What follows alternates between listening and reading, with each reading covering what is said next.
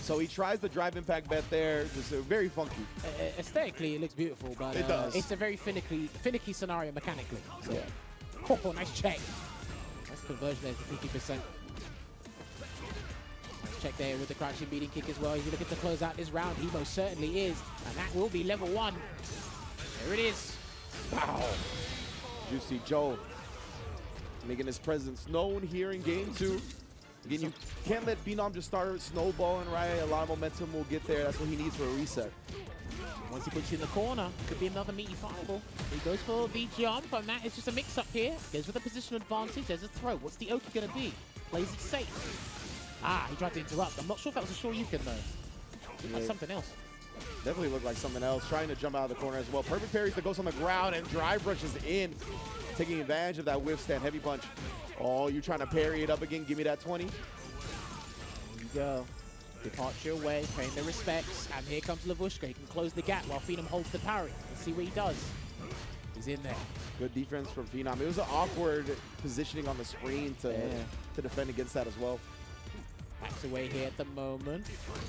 DI, that could be the round. He's got to burn himself out. He has to burn himself out in the process here. Yep. And, okay, no, he's going to chip him instead if he wants to. Wow, okay. Oh, and Phenom, he knew that something to chip him out was coming next. Maybe try to input something in that small gap, just didn't get out in time. He will do run into Dragon Lash or run into Shoryuken as a last-ditch effort. And this what he tried there, didn't quite work out. Amnesia. And he dashes in. I love that. And takes advantage of that. He said, listen, it's a 50-50 for the both of us. Yep. Dashing. 50 odds are as good as any. Oh, just harassing with the crouch medium kick. Gets the counter hit confirmed this time. Oh, let me get that. No counter hit necessary for that juggle point. Let me get that conversion served hot, thank you. Level 1? He might not need it. Oh. No, he does. Uses it at the end on the last bit of a pixel. Snuffs out that hope that Phenom has of bringing it back. There we go. Already done EX Fireball round start. Is a legitimate tactic there. With drive rushing all over the place. It's art attack all over again. The slugfest here. Both players just meeting in the middle. See, I love this from Juicy Joe, though. We haven't seen a lot of the sweep. That Stand Fierce could have got whip punish, but he's doing a good job of not whipping buttons. Again, you know that parry's coming after you block the crouch medium kick. Respects. There we go. EX Shoryuken to interrupt because there is a slither of the gap there. There's a throw. Can he burn him out here? That's the real question. Caught him reaching that time. He can do it if he wants to spin a super, and he's going to, but that's just going to kill him in the process anyway. Force around 3. Yes, do not forget his step kick can cancel into all of his supers. Very useful option to have. Breaks the rules in some regards, but hey. Indeed, indeed. Characters do need to do that. Dragon Lash blocked. Amnesia again. Here comes the mix-up. And that's what happens. That's the extra layer to it. If you try and throw, I'll jump and get my punish counter. Great stuff from Juicy Joe, showing some adjustments. Speaking of which, Phenom that time.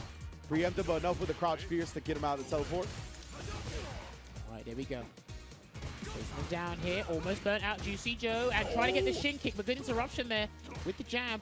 I figured he was going to do something because he was going to get burnt out otherwise. But Phenom, he's still committed to the Jinrai. This is huge range if he gets a connection. Oh, the Dragon Lash goes over. The low crush. It did. Perfect timing on the Dragon Lash here. He gets the throw as well. Oh, buttons. Level 2. He's showing no fear. The dash. He didn't build to the level 3 in time, so he can't cancel, but he's looking for the chip out. Juicy Joe locked down. Phenom up 2-1. Now, 2-1 in this position is significantly different for the loser than it is for the winner.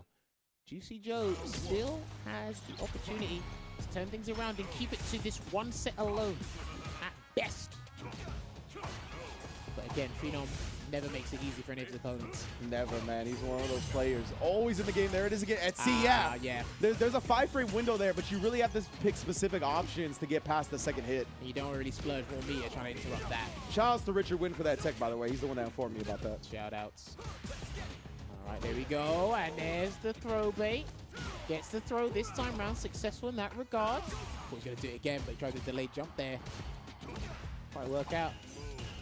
Heavy swipe. Yeah, you can see it. He's doing it. He's parrying from like max distance. So like your punish options or whatever your option is limited anyway. It might not be anything. You can do, I believe, OD Tatsu after if you parry the first hit of the swipe, and that should work, if I recall correctly. Instead, you've got to jump through 6 flaming hoops Yeah. at 7 p.m. at night. No problem. I'm sure OD DP works as well. Yeah, so you split your explosion to do it. But all right, Phenom looking to be at reset point here. See if we can turn this around.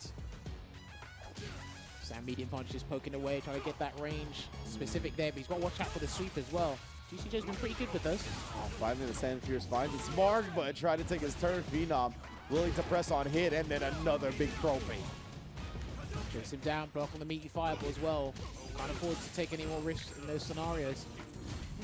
Good blocks here from Phenom. See the neutral get up from Phenom too, not surrendering any position if he doesn't have to. He starts throwing that extra factor with that's a punish. That's going to be a clean punish. He might go into level 3. I like it. And he will do, punishing that non-cinematic version there. So not going to consume as much drive gauge. Still a fortuitous position though. He bet it all. He was like, you going to react to this? He does it, drops the last combo, gets the throw anyway. Phenom resets the bracket. There you have it. Again, with the way Phenom plays this game, like I said, I think he's a paragon of efficiency, right? He has that staple game plan, that universal game plan that works across the board, and the system kind of accentuates that. Kind of works in his favor, very conducive. But then, every so often, once he's kind of lulled you into that false sense of security and you're comfortable with the way he plays, he starts throwing in those random factors. Yep. And he does it in certain situations as well, not just anywhere. Usually the DI comes at the corner, but you're not going to be ready to DI reaction back. And this is where your perfect parry reactions come in, because it's like, okay, are you ready with the last minute? And like we said, Juicy Joe's perfect parries have been pretty much on point in terms of when it comes to quote-unquote taking your turn back, quote-unquote stealing turns. Yeah. But not when it comes to the DI. So I wonder if we're going to switch his thinking here to make him gravitate towards focusing on DI placements. Yeah, it could be. And, you know, one of the things in this matchup that I thought was really smart that Brian F. pointed out was the fact that a lot of the time, yeah, with the Dragon Lash coupled with that, the Dragon Lash is something that if you DI too late, it's bad, right? Because then Ken recovers and he DIs you back.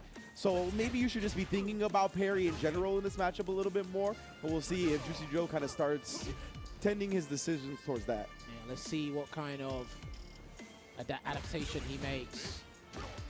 Already not looking too good here. Gonna send him straight to the corner and then go for the meaty fireball again, just to lock him in place and get him to respect the Oki game that Ken has, one of the most powerful ones in Street Fighter 6. Stays in front.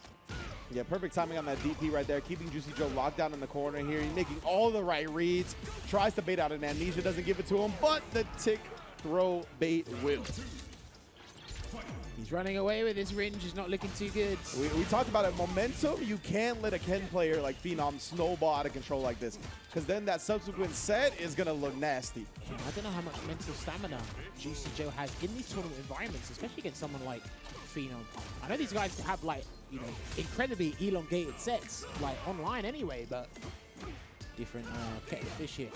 Shin kick blocks. Indeed, and now Phenom has recovered as well, so he's going to put that drive here to use. Great tech throw on the tick setup. Tries it again, and Juicy Joe's defense has been on point, but interrupted the shadow and burns him out for it. He's done that after a throw tech. Interesting. Still gets hit anyway. Didn't get a conversion because he was too far, but he got the side swap. That's what matters. Drive rushes in, gets the check. Full conversion here. I like it. He even committed to an early jab off that drive rush too to stop it, but it doesn't matter. Crouch medium punch the god into the level 1 juggle. We good. And one of the things I really love about Juicy Joe's JP gameplay is his conversions off of the automatic detonation of the departure. Like, really knows what he wants to do, sets it up, maximize the damage. Complete optimization for the scenario alone. The bravery from Phenom right there. Back-to-back throws. Not concerned about the OD amnesia. Oh! Wow. Asking you shall receive. Indeed, that was a prime perfect conditioning from the Moose himself. Moose thinking gets Moose results. You know? Chases him down. Let's see what he does. Yeah, he led to himself. He led to himself. Parry. Yeah. Oh, yeah. Oh, yeah. Right, one game here in the reset. And again, like I said, this game's all about tug of war in various aspects of the game. Your opponent can do half the work for you. Early DI. Calls out the early Dragon Lash. Phenom, I showed that a couple of times now. Well done from Juicy Joe. Snaps his fingers. Baits to the low. Well, yeah, he just went with the attack afterwards, though, rather than a throw to expose Phenom. Rushing with the crouching medium punch here. Got Phenom locked in the corner. Going to be a bit ravenous on that drive gauge there because he wants to put Phenom in that burnout. DI. Ooh, what a parry in time for Phenom to not get wall splat. guess he didn't want to burn himself out with the counter DI because he could have answered with that, but he's thinking about the longevity of this set. That's true. It's one of those things, right? It's whether it's to conserve, whether it's just the thing that was at the forefront of his mind. Worked out very well. That's the round. That's it. That's going to be it. Wow, the recognition right there. Actually outspacing the crouch medium kick, punishing with the stand heavy kick. Great stuff right now. That might have been the most, I think that was the optimal combo. Yeah. From that starter, yeah. definitely. And he done it again. I'm weak. All right. Maybe he's just trying to stop the Juicy Joe from getting a bit antsy with his round starts, but he's just been lit. Hey, Dragon Lash. But Phenom's my type of player, bro. Like, he counters it. I'm going to do it again next round, not expecting you to think that I'm going to do it again. Ever.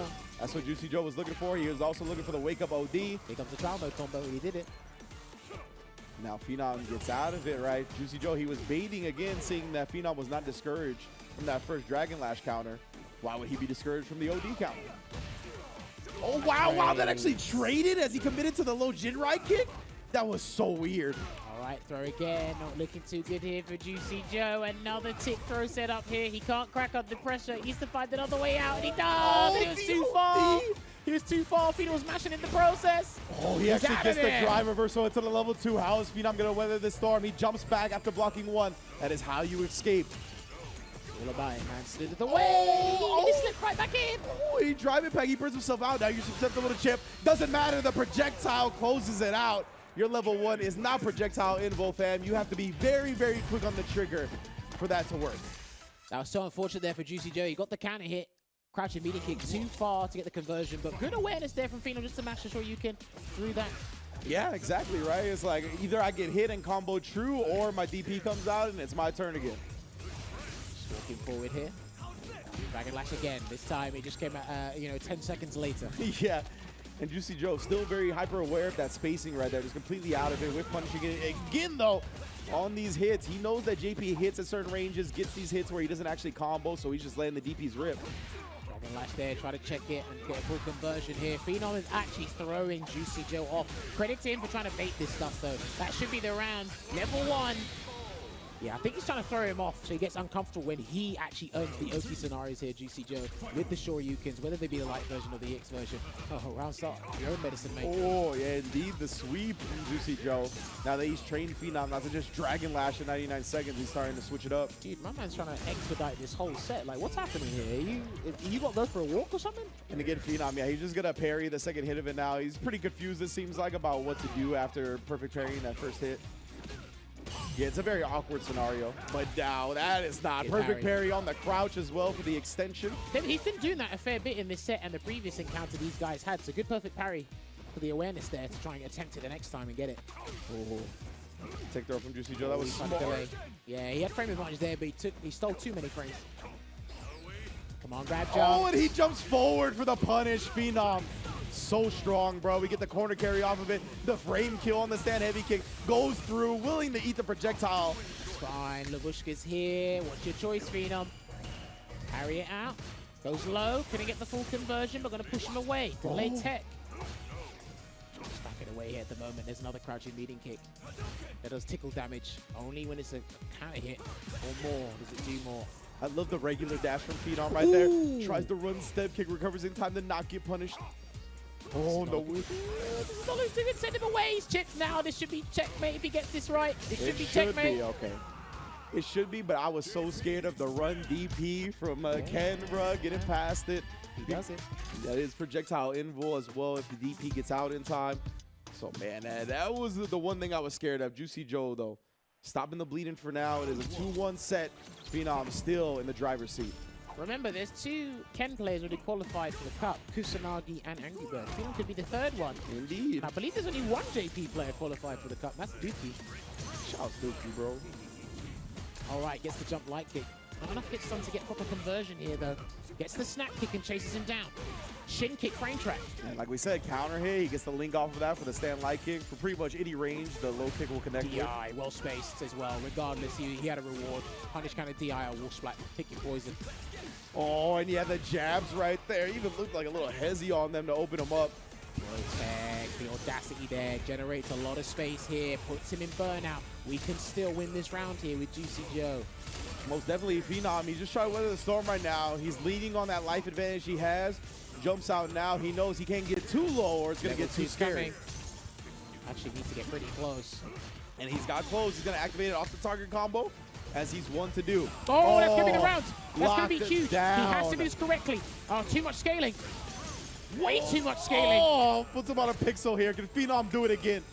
We saw him win a set up against Lord Venom with this amount of life. EX Hadouken. Yeah, I had a feeling it was coming. EX Hadouken could close it out. Dragon Lash. There's a lot of things. And at that range, EX Hadouken, not going to react unless you parry. Yeah. Dead. Oh, and he tries to DI it instead. Unfortunate. Dude, it's like an unspoken rule in this game. You don't DI EX fireballs. They recover in time. You can't, yeah. No reaction. It has to be a hard call out. It has to be pretty much preemptive for you to do that. Safe step kick. Try to perfect parry that stand fierce, stealing of a turn. Oh, and then again, he's just going with attacks after the feints. He's baited out Venom's parries a couple of times. What's the inevitable coming? Is he going to burn himself out here? Is Phenom going to find a way to convert to level 3? Stand fierce to 5, but it's safe. From that range, this is tournament point here. He reset the bracket. He's had to go through double JPs. Ooh, stuffs the Dragon Lash this time, though. Phenom, what a jump back to thwart the teleport. I'll take that. Amnesia. And he waits this time, yeah. Nice. Good defense from Phenom here. He wants that tournament. He wants that Capcom Cup berth. Oh, good backdash. Did he get the whip punish? There's the anti-air. Juicy Joe is feeling it. I can sense the impatience. Yeah, going with the light DPs too. Oh, he gets the punish counter, but nothing to follow it up with. If he gets stunned, that's it. If he gets stunned, that's it. We're done. It is indeed. Juicy Joe, how are you going to get out of this? He's threatening the stun. He's threatening the stun. That's He's it. patient, and that's going to be it. Woo! Phenom qualifies for Capcom Cup 10 from the losers bracket on the Ken Masters, and a masterful showing in grand finals to do so. Welcome to a brand new episode of No Neutral. You're used to seeing Big Hollywood next to my co-host Brian F. But right now he is off in China right now. Of course he is seeing the world as he deserves to do, taking a little break. But ladies and gentlemen, the quality is not about to drop 1%, because we have the man himself, the globe trotter from the Midwest, Saint Cola. What up, bro? First of all, I gotta correct you. It's mid-best. Second of all, pleasure to be here, man. On the ones and twos with you. What we got to talk about today? We talking about we got something real interesting, man. We starting off with some straight heat. CPT France was crazy, bro. Ooh, yeah. We just gonna get straight to that. CPT France was wild. You know, right now, of course, the way the format is, of course, we have like a lot of the online qualifiers, and then our offlines. We had Evo, we had Singapore already, and then France, and then of course we're gonna have LCQ as well. Singapore delivered on the hype, and I gotta tell you, man, France did the exact same thing. Random place to start, but I'm gonna start with my man Zafrino and just say, my man Zaf went from the States all the way to Singapore, and he went to France, and he was this close to top 8, St. Cola. So close in that match against Oil King, man. Like, but it's dope to see a player just traveling that far and just putting his money where his mouth is, bro. That's fire. I mean, it's great because he was just shy of top 64 before, and then now just shy of top 8. That kind of climb in one of the most stacked, if not the most stacked brackets, especially when they're offline, something different for that sort of heat. So, Zaf, you can't be too upset for that. Then that progress is absolutely amazing. But we can say that for a lot of players too as well. Hot Dog taking down Daigo, and there's even more. Before we even get that top 8 spot, obviously we got to talk about the champion Chris Wong making his disgusting run through Winterside, and that's a dude I feel like also, if you make it to that many top 8s, top 3s, top 2s, and you don't win, you're gonna win eventually. It's just like statistically possible. I'm not a numbers person, but like it's gonna happen. Then explain Mena RD. Then explain. Okay. My boy. I'll explain it right now. Next CPT that he do, it's over. It's a wrap. Someone like him, 2-time Capcom Cup champion, someone with that sort of energy, and honestly, if Chris Wong wasn't there, it would have been a manifest, bro. That's and he all I'm reset trying the to say. bracket. He reset the bracket Hey, too. Chris Wong is nasty, man. Like that dude is you gotta think, going to 2 straight majors, man, get second place, lose to Gachi-kun. And some people would have been just crushed after that, would have just, would just shut it down. He goes, okay, I'm gonna swing again, goes all the way over there to France and gets it done, taking first place. And I'll tell you what, after Mena reset that bracket, I thought this might, this might be over, because I'm pretty sure did he reset the bracket 3-0? He did, yeah. Mena reset that bracket 3-0, man. Yeah, so I thought that might have been finito. Speaking of comebacks, man, you know, you got to feel bad for my man's Valmaster, bro. He went crazy. He did his thing. Valmaster, your Chun-Li is phenomenal. Like that level of neutral. We got to bring up Punk's tweet that he actually, Punk specifically mentions. He said, man, I tell you what, Valmaster is playing like me. I feel like I'm watching myself play. Coming from Punk, that's like a huge compliment and everything. This goes Highest to show regard. the level of nukes that he was playing. But up 2-0 over Chris Wong, and Chris Wong went Ultra Instinct, bro. Be someone different, bro. But I think this bracket though showed a lot of diversity. It showed a lot in terms of diversity, in terms of characters. You didn't see no JP. Where was the JP at? True. Where's the JP at? True. Grand Finals. Who do we see? Do we see a Ken? We see a JP? No, we see Luke. We see the Lukians coming through quite a bit in this bracket, bro. Okay, that's what we see. We see Luke, and we also see some Blanca too as well. But I like the diversity in terms of regions too as well. Hong Kong was definitely showing out. And it wasn't just like Japan ruling the entire top spot. In top 16, top 64, you know, quite a few Japanese players, but it came more and more the Hong Kong Fest. And I feel like that it's really cool to not just see one region just ruling these brackets continuously. Because I feel like when this game dropped, everyone's like, oh yeah, Japan gonna win everything. They're gonna take everything. But I'm glad it's a lot more contentious, you know? It seems like, at least for the time being, I mean, it could be format, I don't know, but like for the time being, well, it's just you can't really definitively say what's the strongest region right now. Of course, a lot of tournaments region locked, but even when we do get together, like Evo or here or whatever, it seems like representation in these top 8, these top 16, top 8 spots is extremely varied, right? We're not just seeing all Japanese or 6 Japanese players in the top 8 or 6 Americans or you know, whatever it may be. But speaking of America, speaking of NA, we had 2 players actually make top 8, man. NuckleDu and Mena RD. NuckleDu has been absolutely on fire with his start to Street Fighter 6. I definitely think he is a favorite, one of the favorites to punch his ticket in the cup, and he can win it. But with Mena RD not winning, you know, everybody was rooting. At least if you have to play in NA East, you were hoping Mena would win right then and there. Now this means that Mena has to play in NA East online. Now, mind you, St. Cola and all the viewers, you got Mena, Punk, NuckleDu, and other players, but at least that's the big 3. Adam, I would say big 4. Yeah, big 4. And there's one spot for the online qualifier, and then there's one spot for World Warrior. That means that 2 of those guys don't make it in the cup. Minimum. Unless it's But LCQ. I mean, you know, I'm about to say, you know, you simply win the LCQ, you know, and you'll get in that way. But that's rough. Horrible. It's rough, man. That's gonna be rough. That's a wild thing to think about. Like Mena RD possibly not making it into the cup to be a 3-peat champion. Punk or NuckleDu, either of those 2 not making it in as well, depending on how things go down. That's a scary thing to think about. I mean, these premieres, offline, online, are brutal as hell. You know, the minimum amount of spots that we have make it even harder for, you know, the usuals to get to where they're usually at. Yeah, it's tough, man.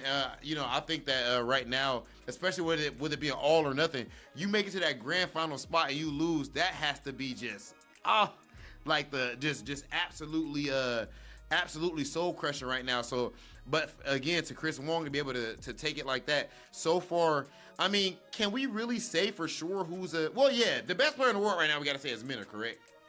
Yeah, I think most consistent person right now in these top 8 spots. He's too consistent. He's too consistent. I think there's no better player than him currently right now if we look at all the results. But I don't think other players are that far behind. I mean, obviously Angry Bird ain't that far behind on his front of things. I think if he would have traveled, he would have been in those top 8 spots too as well. You know, Punk, if he would have traveled too as well. Yeah. He didn't pull up, but if he did, you know, it would have been top 8 for him too as well. It just depends on who's out there, who's on the day, and things like that. But I don't think those cats are too far away from Mena RD. But I do think that Mena RD, top spot for him. I think he's number 1. And can we please make sure we just get some love real quick, man, to the production and the talent out there over there in France, man. Of course, Jammers pulled up. We have Femi, Logan, of course, F-Word. I mean, Femi, F-Word, Damascus. You know, I wish Tyrant was out there too, but that was absolutely phenomenal. So just top tier work from all of you guys out there. CPT France was definitely an absolute banger. But with that being the case, the action is only going to keep on rolling as we are about to get into some of the best play in the world. Will Takamura be able to do it? Are we going to see Garnett, maybe even Zerna, MDZ Jimmy? Who knows? But we don't have to guess too much longer because it is time for the top 16 of Europe West.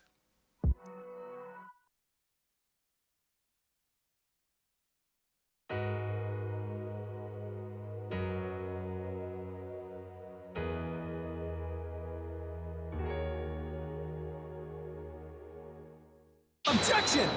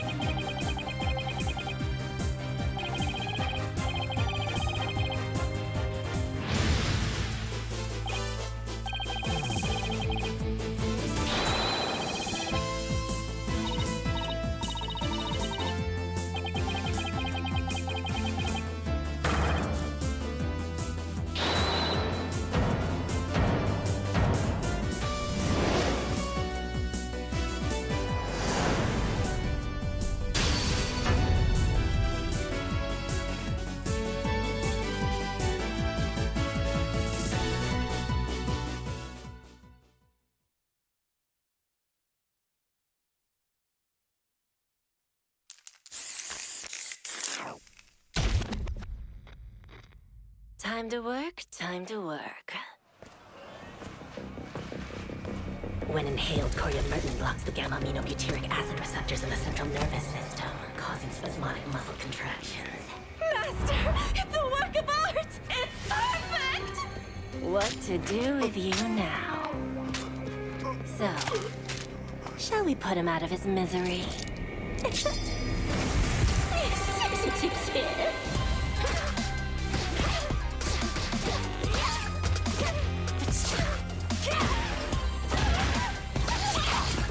Time for some experimentation. I bet poison would work wonders on you.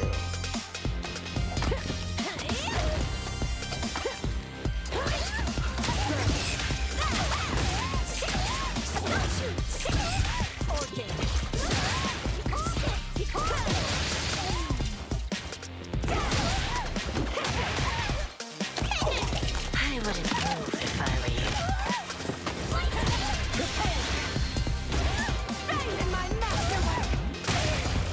Poison's on the menu.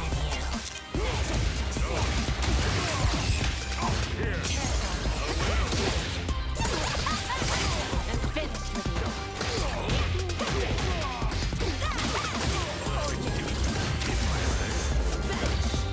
So infantile.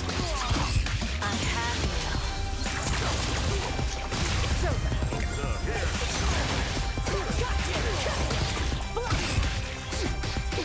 My order's dead. Let's do it now. Here, there, then here, and...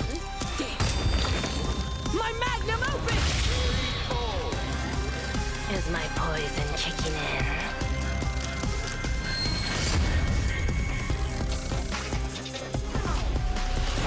Street Fighter 6.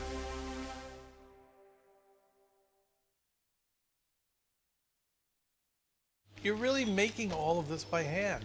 Oh yeah, the avocados are hand mashed, the chips are hand tossed, and everything is made fresh. You make it fresh every day. Yes, every day. The Chipotle way is we make it fresh every day. Sounds delicious.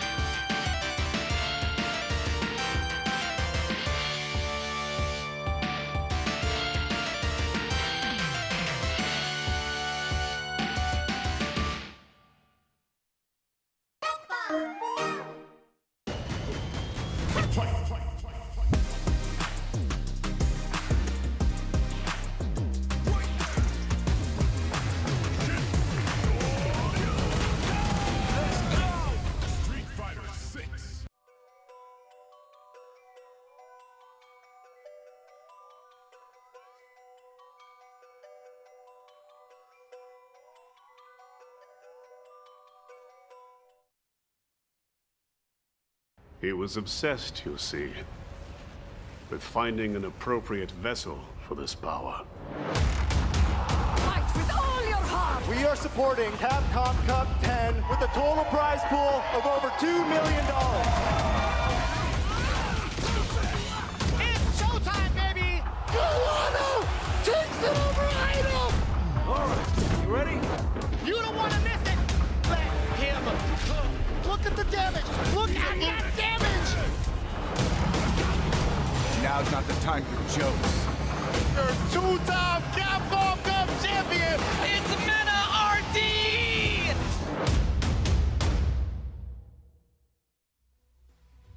You know, sometimes when I'm close with people, I get real close. Yes, I meant that. I flew all the way back. I was at CPT France.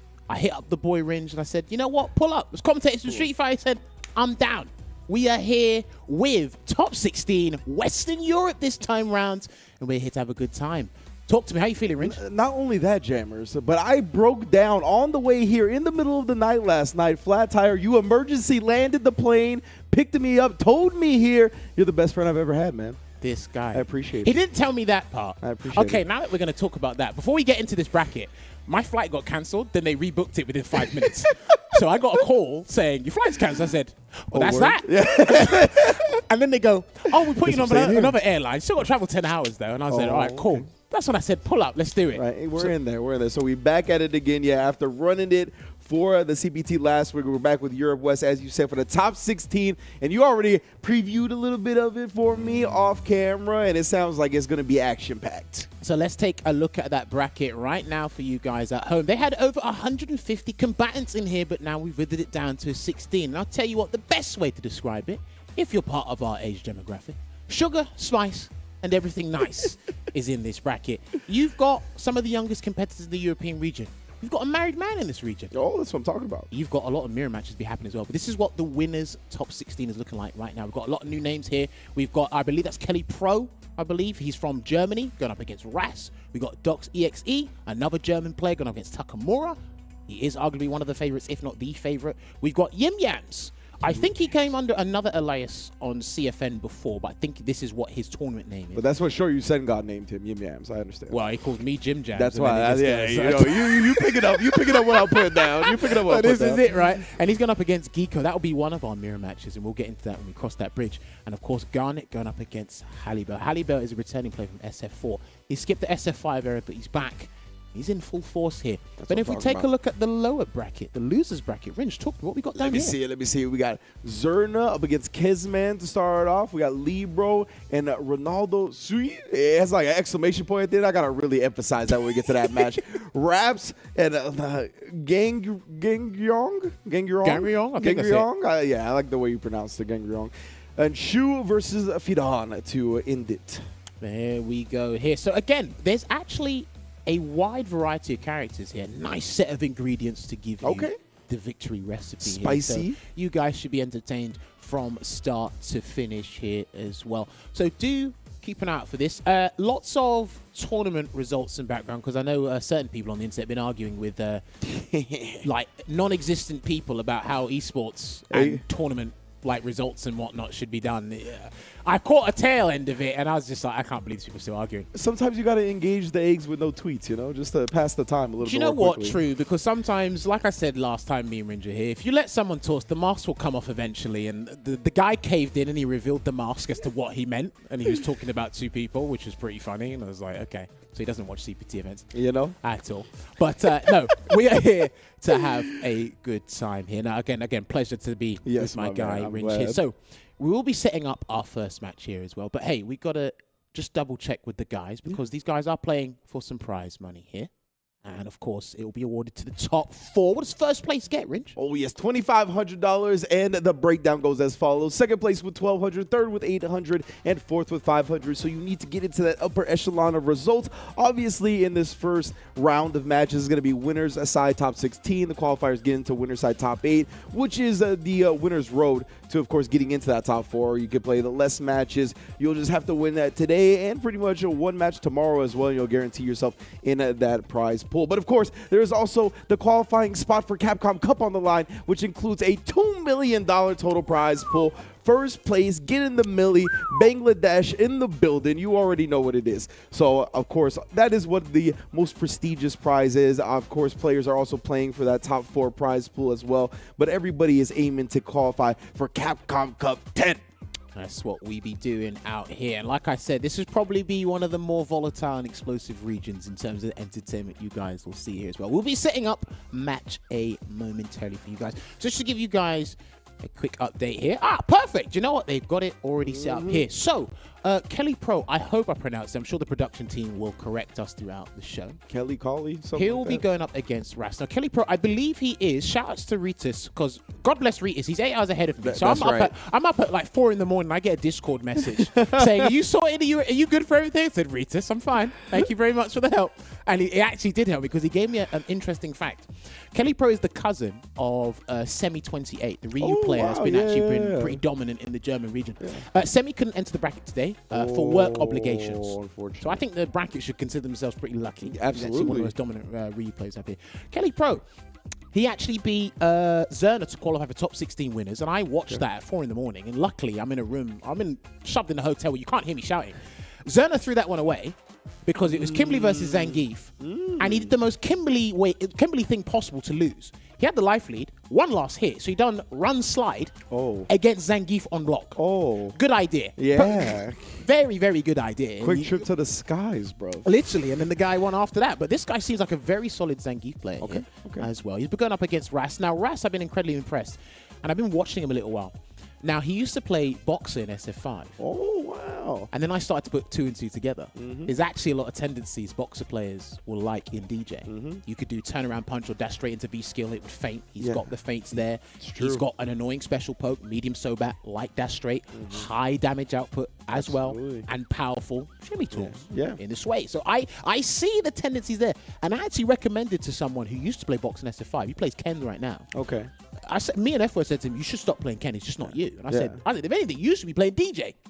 That's what I said. I said, you should be playing DJ. We see a little bit of that lineage, right? Because I think Smug was playing DJ at the beginning of the game. I'm not sure if he still does play DJ, but obviously, there's some ball rog tendencies. And of course, the fast drive rush, right? Kind of emulating the rush punch. You know, definitely one of those things that can kind of harken back to the ball rog of old. But very excited for the first match to get on the way, man. The top 16 day is always so exciting to me because it's all 2 out of 3, right? They got to earn their way into the promised land. The matches, the sets go quick. Let's see who's willing to put it all on the line.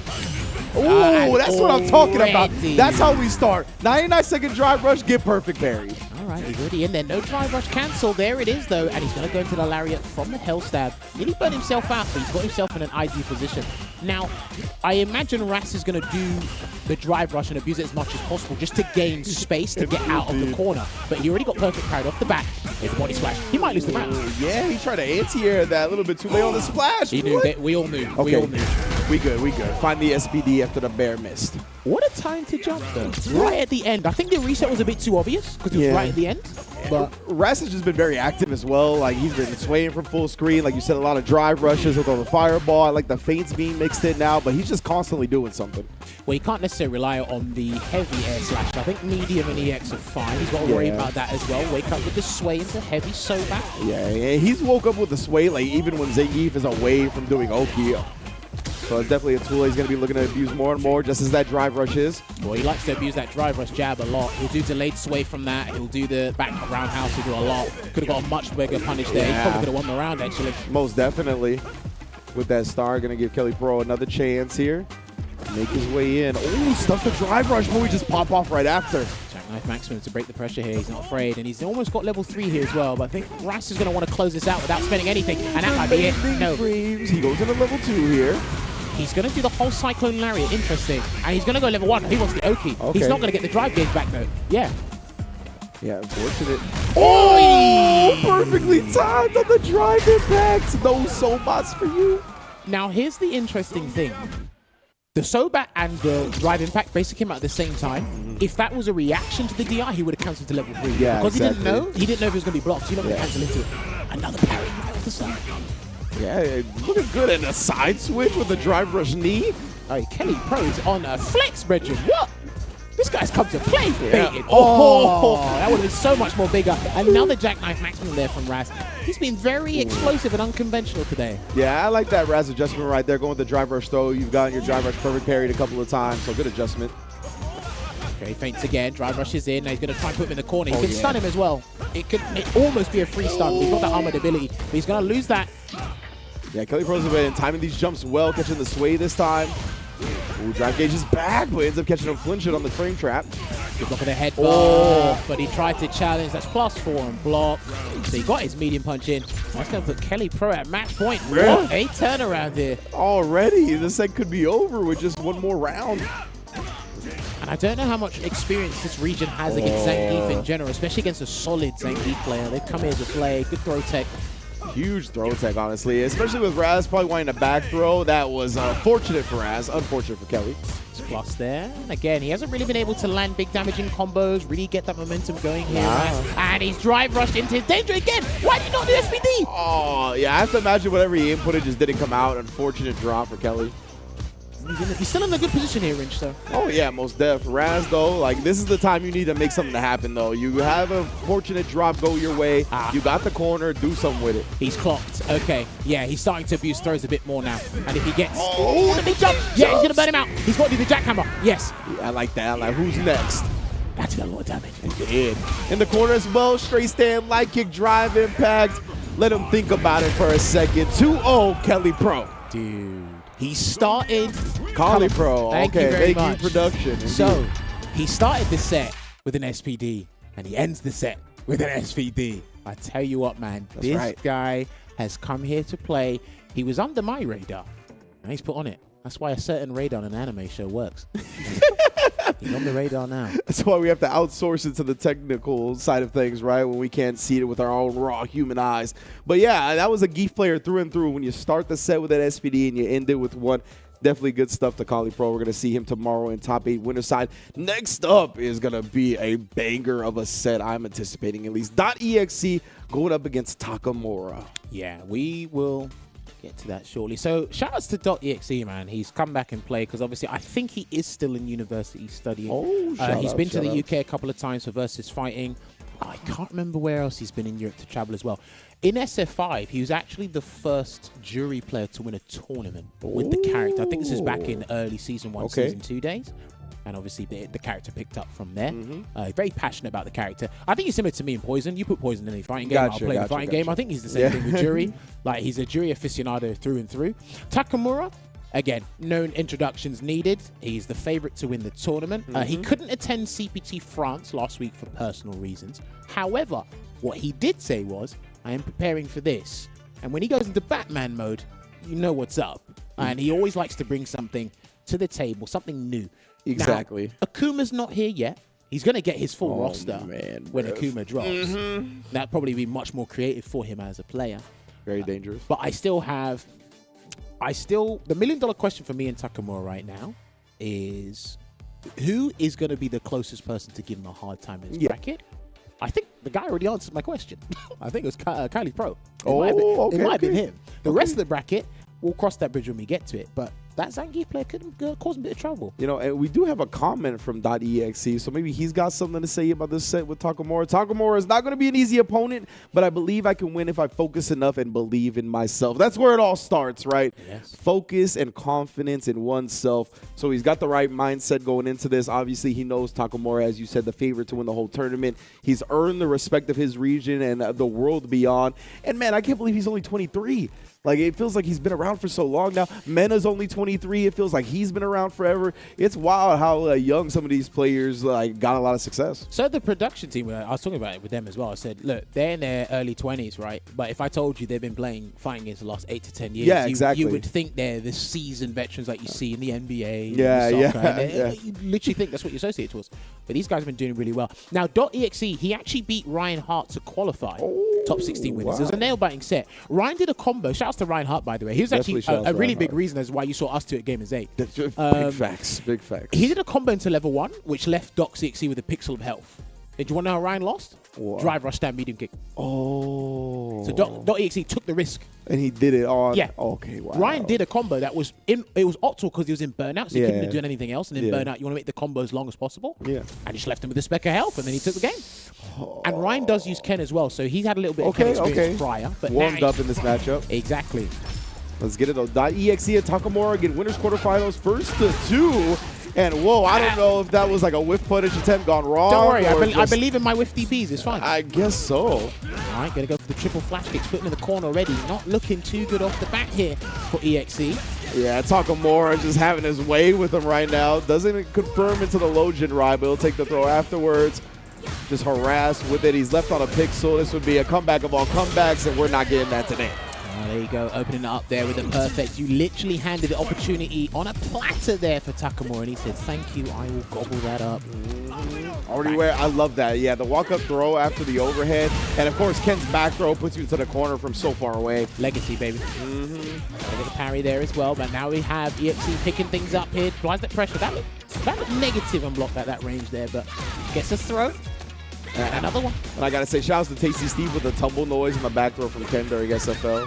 I like that one a lot. Oh, couldn't confirm that's going to allow Takamura to escape, but not for long. Crouch medium kick the gaunt. There you go. Coming back there after a floppy start there from EXE. We'll go to the final round there. Gets the triple flash kick with punish again. He's going to try and get that tick thrown. Close the gap. He's got level 3 available as well, but the perfect parry, and that was a much needed perfect parry to kind of stop or prevent that snowball effect. We're going to get a side switch off of it. Stock from a good range away. Takamura not committing to anything. He tries to escape, and what a conversion. I would have done level 3 there, but this works out for him regardless. Oh, and he gets the throw bait. Goes into level 3 now. That's going to freeze Takamura's drive meter. He might have to do a raw DI here. I don't think he will, but he might have to do a raw DI. Oh, he just tries to walk in, walk out, get him the tech, and he does find it. EXE bringing that game 1 back. See, now this is interesting because .exe in the World Warriors, he's actually been on the tail end of the top 8, right? 5th and 7th. So ideally, if he gets a good position here, especially on winner's side, top 8, that could be a thing. Try to anticipate Takamura taking his turn back, drive, rush into a medium.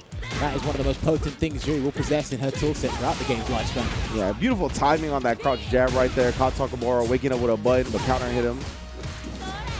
Again, just harassing in the corner. Didn't confirm off that.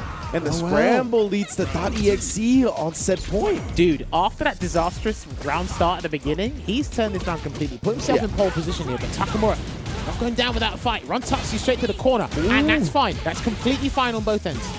Absolutely. I love the efficiency from Takamura with that punish right there. Not spending any drive beater, but he somehow gets back thrown after the overhead. Cross cut. He was hesitant to do that before because of the range. Perfect parry into the crouch fist. Run combo straight to the corner again. No reversal yet. Take him to the corner. Avon Barksdale. Yeah, just going to wait here. Takamura has to slow this down significantly. No cancel there. I would have burnt myself out to get around there. But I don't think Takamura wanted to do that. So those things, right? I was going to say maybe he's plotting. Never mind. The Jinrai catches her from long distance. Well done. But yeah, I always see, like, especially in Japan, players like to bet on that last round gamble with drive rush, crouch medium kick, and a drive rush cancel, right? I thought that might have been what he was plotting on, but we'll see here. Nothing to follow it. Yeah, too far to get the crouch medium kick, but he could have done a drive rush cancel, but in your mind, you're not going to commit to that. Yeah, he could have also done run into fierce DP, or run into run DP, I should say. True. Charges up here with one stop to EXE. He doesn't want to squander this opportunity, a golden opportunity against someone like Takamura. But he's nice put in the corner. No whip punish there either. No whip punish again. Yeah, he got the whip punish on Takamura's side, but then the Jinrai was too far and .exe couldn't take advantage. Got hit with the forward fierce, the latter active frames of that move as well. That's a very good forward advancing move in dual toolkit. Now there will be a level 3 here, and it will put EXE at guess the game. How Takamura has slowed this down and turned it around is going to be crucial for the longevity of this set. He's got so much drive gauge. He spins 3 on drivers cancel. He just eats the neutral jump. I don't know what happened. He was standing up. I guess he was just walking forward, but there was no chance he was getting under there in time. Do you know what was crazy? It's like we all saw the jump. Yeah. Like, we all saw it. Everybody saw it. And they're like, what's he doing? Bro, I've been watching SFL, CPT Singapore, CPT France. People are dying to the neutral jump baits. Like, it is a massive reward. Sometimes you just don't know. And you don't want to get thrown as well because they get the drive rush pressure afterwards, or depending on the character. Ken is notorious for that. Wakes up low forward, commits to the combo instead of the cancel. Wow. Interesting. Oh, man, yeah, like you said, just two-piecing it into a Tatsu, that was bold. There we go. That's wall splat there, wasn't ready for it, and his dry gauge is being threatened here. Yeah, that's why he's getting hit. Oh, yeah, the timing on that stand fierce right there, perfect. Now, on life support here, does pick a correct time to jab back. Oh, you got to watch out here, because Takamura's going to look for level 1, and I'll explain something about this if he gets buffering. He's buffering. Oh, this doesn't is huge. cancel the crouch medium kick in time, though. Indeed, .exe. He's going to burn himself out. He's going to burn himself out. He's going to cash in, and he's got the extra damage as well. I think he's just about alive. Just about. Yes. Okay. He can still chip out here. He's still in burnout, and he does so. I like him giving Takamura a moment just in case he wakes up with a super. Definitely covered all his bases there. There we go. Drive rush into a fireball there, because I think that drive rush was going to connect to the stand medium anyway. This is an excellent adaptation here from EXE. Takamura trying to get the corner advantage here. Oh, yeah, that was so good off of the drive rush. Takamura tried to check it. Crosscut again. He's almost burned himself out. If .exe can get a hit here, this would be good. And he gets a burnout situation instead. This is fantastic for him. Takamura just gets the jump in as he committed to a crouch button. And I like that spin on the level 3. You got to build back that drive meter time. Try to give yourself a best chance going forward. Yep, going to recover as much gauge as possible in the burnout state. And I think you should level 3. Go for it. Go for it. There you go. I like that idea. Because it delays it right at the weirdest time possible for Takamura. But he's also going to have just about under 3 bars here, EXE. And he gets a drive rush in for free. He's going to do so. Great block on the overhead here. Takamura once again, though, gets throw baited to death. Just how .exe finished the first game, he finishes the last game. Well, he believed in himself, and he was laser focused. A little bit topsy-turvy from that start. Then Takamura slowly pulling it back, and he found a way to pull forward there. EXE goes for the gusto and qualifies for top 8 winners tomorrow. Phenomenal performance there. Unlucky to Takamura, but it's not a situation he's unfamiliar with. Let's take a look back at those highlights here first. Again, when your opponent hands you the opportunity to land your favorite combos or set up your ideal scenario, take it. This conversion there of the forced knockdown. And we saw this numerous times in the set. Takamura in the corner, he jumped and was willingly to spend 2 bars on the EX touch to try and get out of the corner. But slowly but surely, EXE was adjusting and getting those punishes on point there. I like Takamura's wake up as well. He's not afraid to commit to low forward, especially if he knows that he doesn't need to cancel it for 3 bars. And then again, a good back and forward there. Yeah, like with Takamura, the thing with him, as we highlighted at the beginning, right, is that he always brings something new to the table. He's got interesting strategies and ways of implementing tools that not a lot of other players do.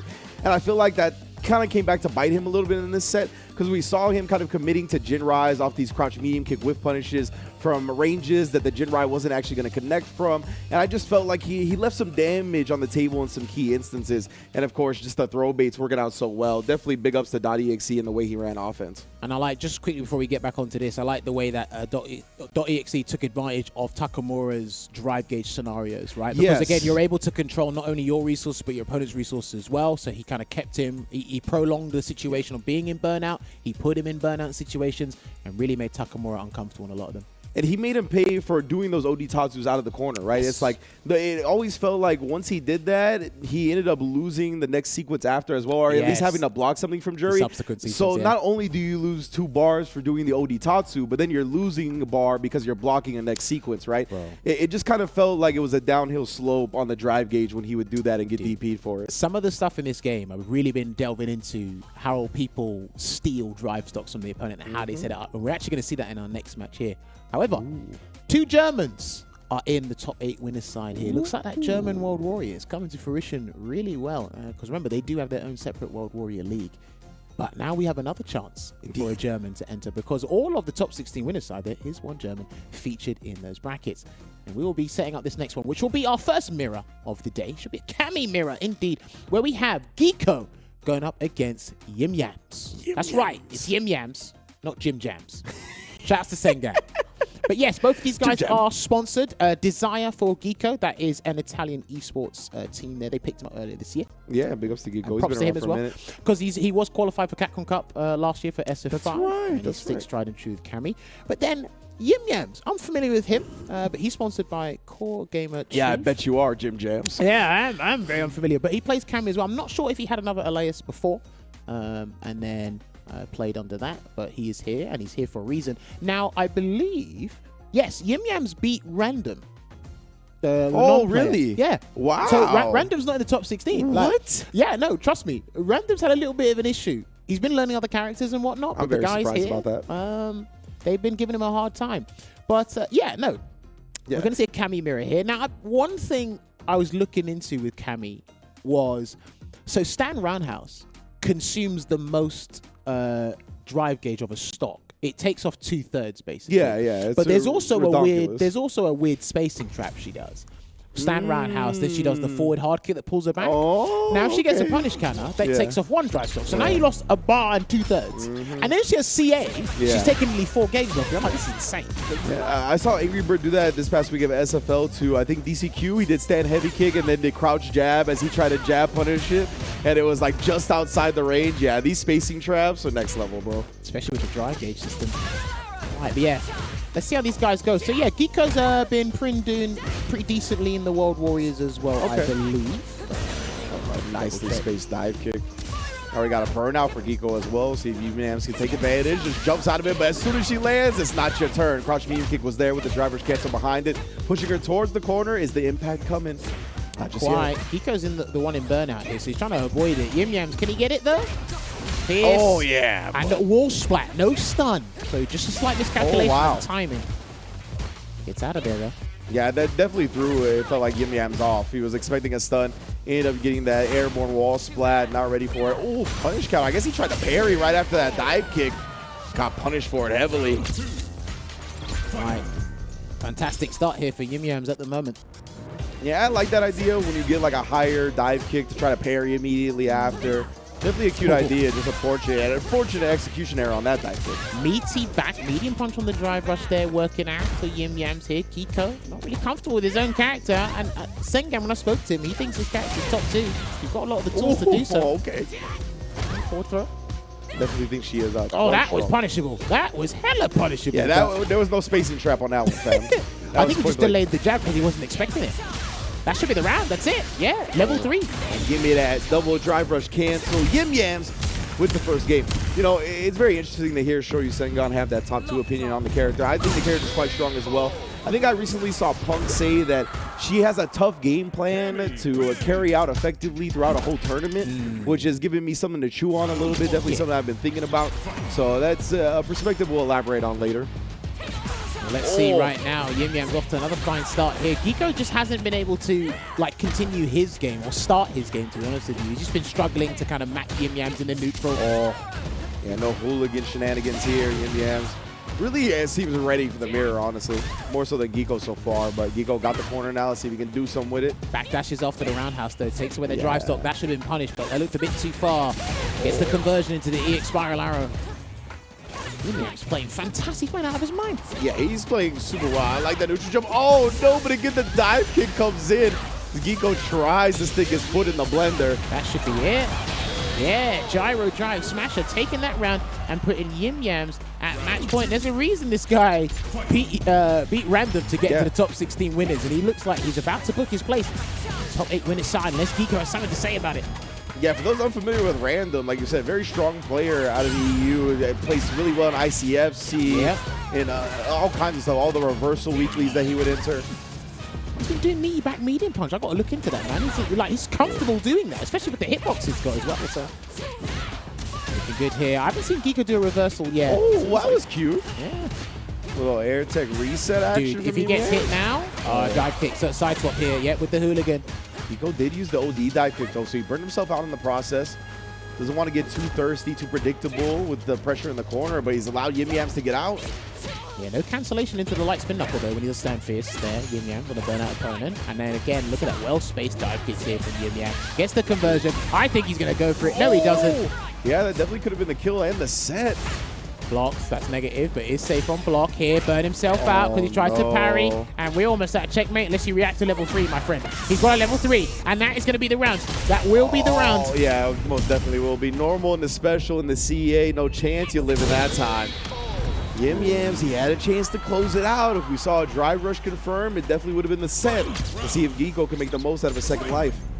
Yeah, my man. Have you finally gained the wind in your sails. It looks like he has. He's going to take him straight to the corner here. Is Geeko trying to get for a throw bait again, but a tech there from Yim Yams. And the spacing, the whip punish on the dive kick.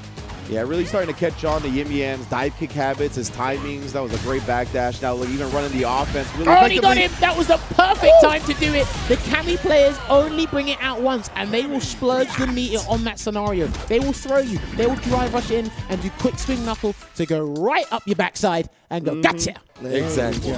I think Burnout is even better when they do that because you see the green of the drive rush, the yellow of the OD, and then the gray of the Burnout. You're like, what's exactly happening here? I said, gray's not in the rainbow strip. Yeah, what's going on here? So many just visual shenanigans coming at you at one time. But man, did Geeko ever turn that around? Again, that was Yim Yams' set. It was over. He just committed to the DP and didn't get the kill. So now Geeko's got a chance. He's only done this to equalize rings. It's not guaranteed just yet. Nothing's guaranteed in life unless your money back on your kettle. It's the death and the taxes line, you feel me? All right, good block on the roundhouse there. Another backdash there from Geeko. And his spacing, really his good. dive kick spacing is immaculate. Yim Yams has actually been showing brilliant dive kick spacing as well. He's starting to learn that from Street Fighter 5 Season 1, I promise you that. Honestly, till that drop, like I felt Yim Yam's dive kick spacing was better, but now Geeko's really on it. Big ODDP to wake up with there. Jab check. He could have won the game there, but he went and he checked before. He said, how often would you tech? All right, I'll bring out the OD cannon strike when need be, and it puts Geeko at match point. And we get an Italian in the top 8 winner side. Looking likely right now. Yim Yam's got to find that composure. He was in such control of this set to start it. Like that attempted check from Geeko right there. His head's in the right spot. And hooligans again. Okay, he's going to go for the maximum screen carry here with Gyro Drive Smasher. And he will just walk him down, close the gap. Good jump there from Yim Yams. And the conversion into Spiral out there from the Stand Fierce. We're going to set him down. Oh, the drive impact is reacted to. That was quite the game. Burn him out. No, he can't. He's just going to keep it simple here. He's going to have the opportunity to burn him out very shortly. Oh, no landing frame punish on that dive kick. He's got to be careful blocking a roundhouse as well here. But no, Geeko burnt himself out on his own volition. Here he comes. He's in trouble. He's in trouble. All right. So he's going to do the Super Art 3, the CA version. That's a lot of damage here. He's only got level 1 to wake up with. I don't think he'll do it. He'll wait. Wow, yeah, he tried to bait it out with that shallow drive rush jab. Ooh, what a punish from Geeko again. Calling out the spacing on the dive kick. You way too short for that. And the crouch medium kick snipes it out. Let me tell you something you must learn in life. When you look into a mirror, the image that stares back does the exact same thing you do. Oh, yeah. Whenever you do it. And that means if you throw out the action, I know how to respond accordingly. Geeko turns it around from looked like a disastrous situation there. Yim Yams almost took it there. But Geeko, first Italian in the top 8 winner side. And again, good back and forth. That was our first mirror match of the day. This is one that we rarely see on a regular basis. I'll put my hands up high. Yeah, this is honestly. something I don't often see. I'm going to make a couple of notes on that because, again, when you are in a mirror match, it goes down to player decisions, player choices, etc. And then we really focus on how they're going to utilize the drive system. But they've given me something to think about, especially with the meaty back medium punches Yim Yams was introducing. I like the way he's using that, so I'm going to look at the numbers on that later. I like the dive kick spacing, as you alluded to before, for sure. on both players there as well.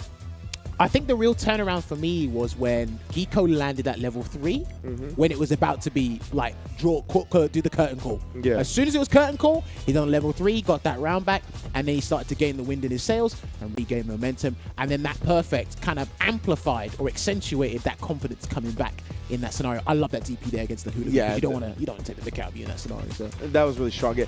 Just to build upon your point about like what the player's going through mentally as they get come back on, right? Like you said, like he had the combo, he had the set win, ends up going with something that leaves some damage on the table, so Geeko runs it back in that round. And to follow that up with a perfect, like that's when you need to regain your composure, right? Even if you lose the next round, if you make it tough, then you can go into game 3 kind of at a neutral base. But with Geeko following up that comeback with a perfect, the momentum was just too out of control for Yim Yams to really get himself together, unfortunately. So this is what everything is looking like right now. 2 Germans in one side of top winners, top 8 winners, and we've got an Italian there in Geeko. But will it be another German or another Italian that will join him there? But guys, if you have been enjoying the action today, you guys can sign up for your respective CPT registration. This is Europe West. I believe our next one is the Middle East. Go. Yes, so that will be the region where Angry Bird's not going to enter this man. one, as far as I'm aware, simply because he's already qualified. He went through one of the 3 offline events. That was Evolution. Big Bird will be here. You'll have GTR. You'll have a lot of the Middle Eastern contingent in this bracket here. And I promise you, please, please, please tune into this one, because you will not be disappointed at the talent that hails from this region. So if you are watching from the Middle East and you haven't signed up yet, please get down to it, because I want everybody to watch this region, because they've actually been able to join us because of the netcode. How stable it is. And we watch Big Bird and Angry Bird. They play a lot of the guys around Asia and Europe as well.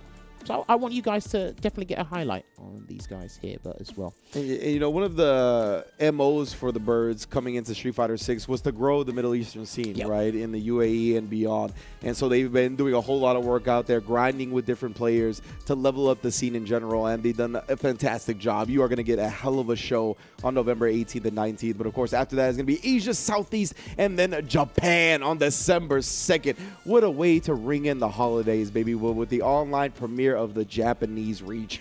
Oh, can we just mention as well, I think I did get word of this before. So on November 13th, I believe a CPT will be happening. I think that's China. I think that's their CPT. I haven't quite got all the details on that. Is their CPT on the 18th? Okay. So they'll have qualifiers happening soon, but their CPT will be on November 18th as well. So that, I believe that will be for the Chinese region as well. Once we get more details on that, we'll be able to share with you. I hope so.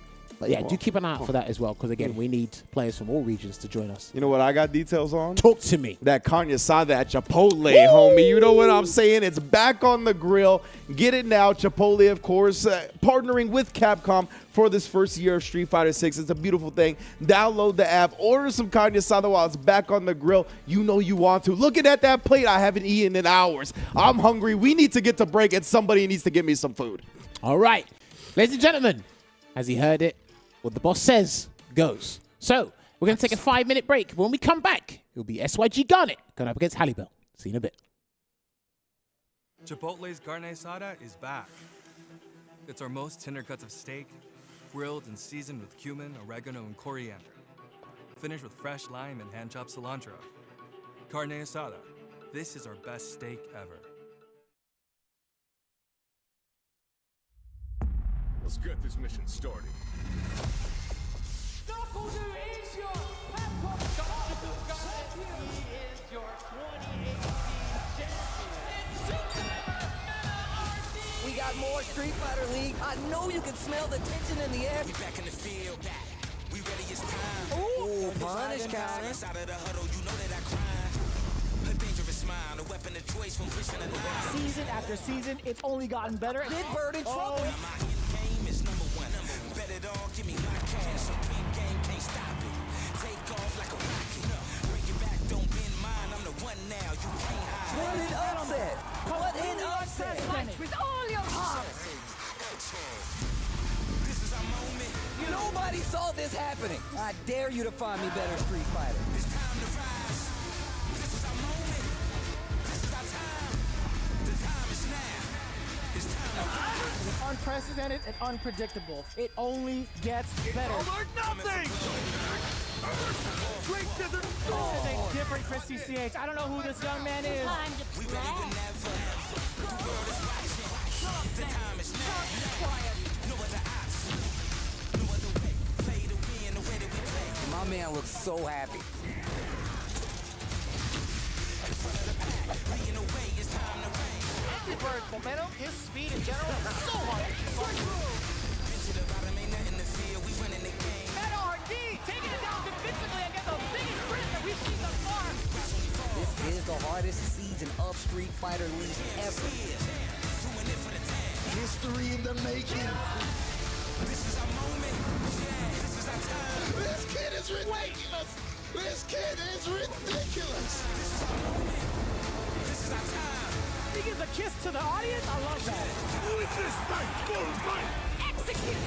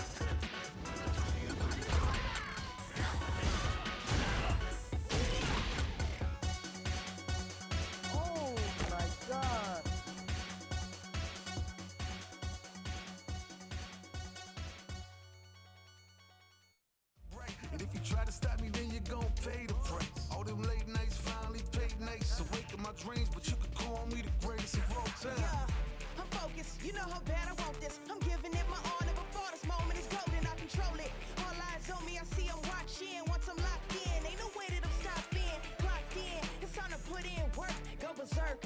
I'm in my zone until I'm first. Believe me when I say nobody can see me. We are joined with a young phenom from the Netherlands. Man's personality is crazy, off the charts. Man's like Zerna. What's up, bro? What's good, y'all? We having a good evening, bro. I'm in shock because this a whole like surprise interview, so we hype. You know, we're honored to have you. You a top spot player, bro. You shouldn't be surprising. You deserve that spotlight. You earned it. On God, on God, on Appreciate God. it, No appreciate cap. it, appreciate it. And Zerna, you using what? So you using Kimberly? Yeah, I am using Kimberly, but I switched to Jury about a week ago. The people that I play with a lot, like MBR, they're all saying like, "Yo, you really need to play this character because she really fits way better." Like MBR, he was giving me 3-0s in tournaments, and then like the night that I switched to Jury, we played a 1st to 10, and we was at his house, right? I beat that man 10-3. Oh, that's fire! 10-3. 10-3. Oh. That man has taught me how to play, and I beat his Wow. his behind. That's fire. No shots to MBR, of course. Yeah, He's a respect legend, to the but- OG. Yeah, the respect to the of OG. course. I used to watch MBR, bro, when I was first getting in FGC. That Akuma. The future is now, though. The future is now, old It man. really is. Yeah, let's go. Are you gonna be ready? I feel like I have enough time to prepare at this point. I play a lot of sets online. I do my research. I've been on the grind, bro. I've been really grinding for the past like week. I got a little You good. notebook. I write all my stuff Okay, down. you got notes? Yeah, You smart. bro. Yeah, what even got you into all of this stuff, bro? Like, I bought like an arcade stick, and then I also bought Street Fighter because I was like, I'll just check it out, and I started playing that, and I really liked it. And like I met MBR. I was lucky enough to get a beta code, and I met MBR like during that.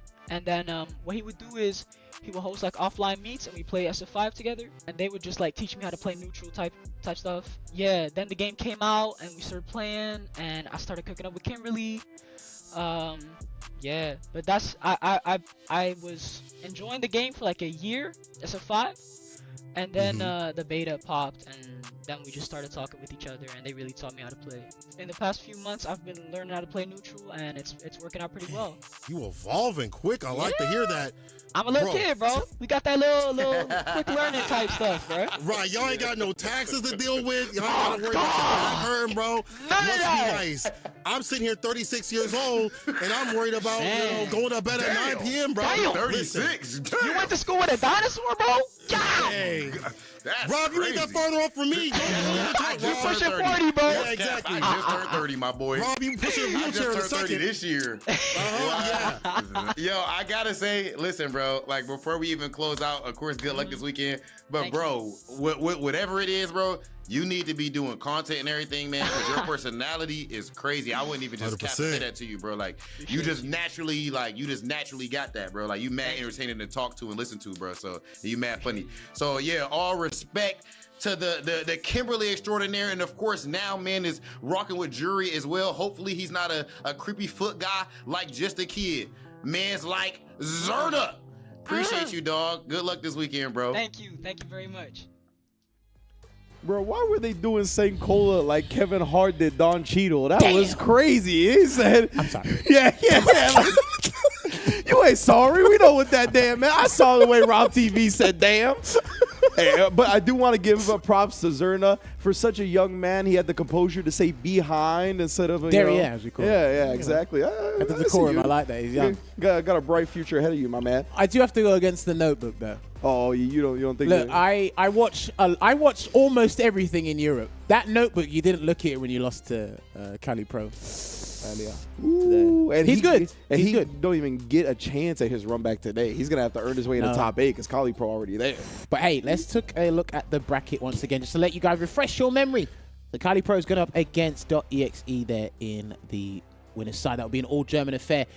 Geeko beat Yim Yams, actually having that pivotal moment with that level 3, turn it around, and he gets it to put himself in the top 8 winners side there. But now we've got to set up our next match here, which will be Garnet going up against Halibel. So now Garnet is another Italian player. Shout outs to his sponsor, Save Your Games.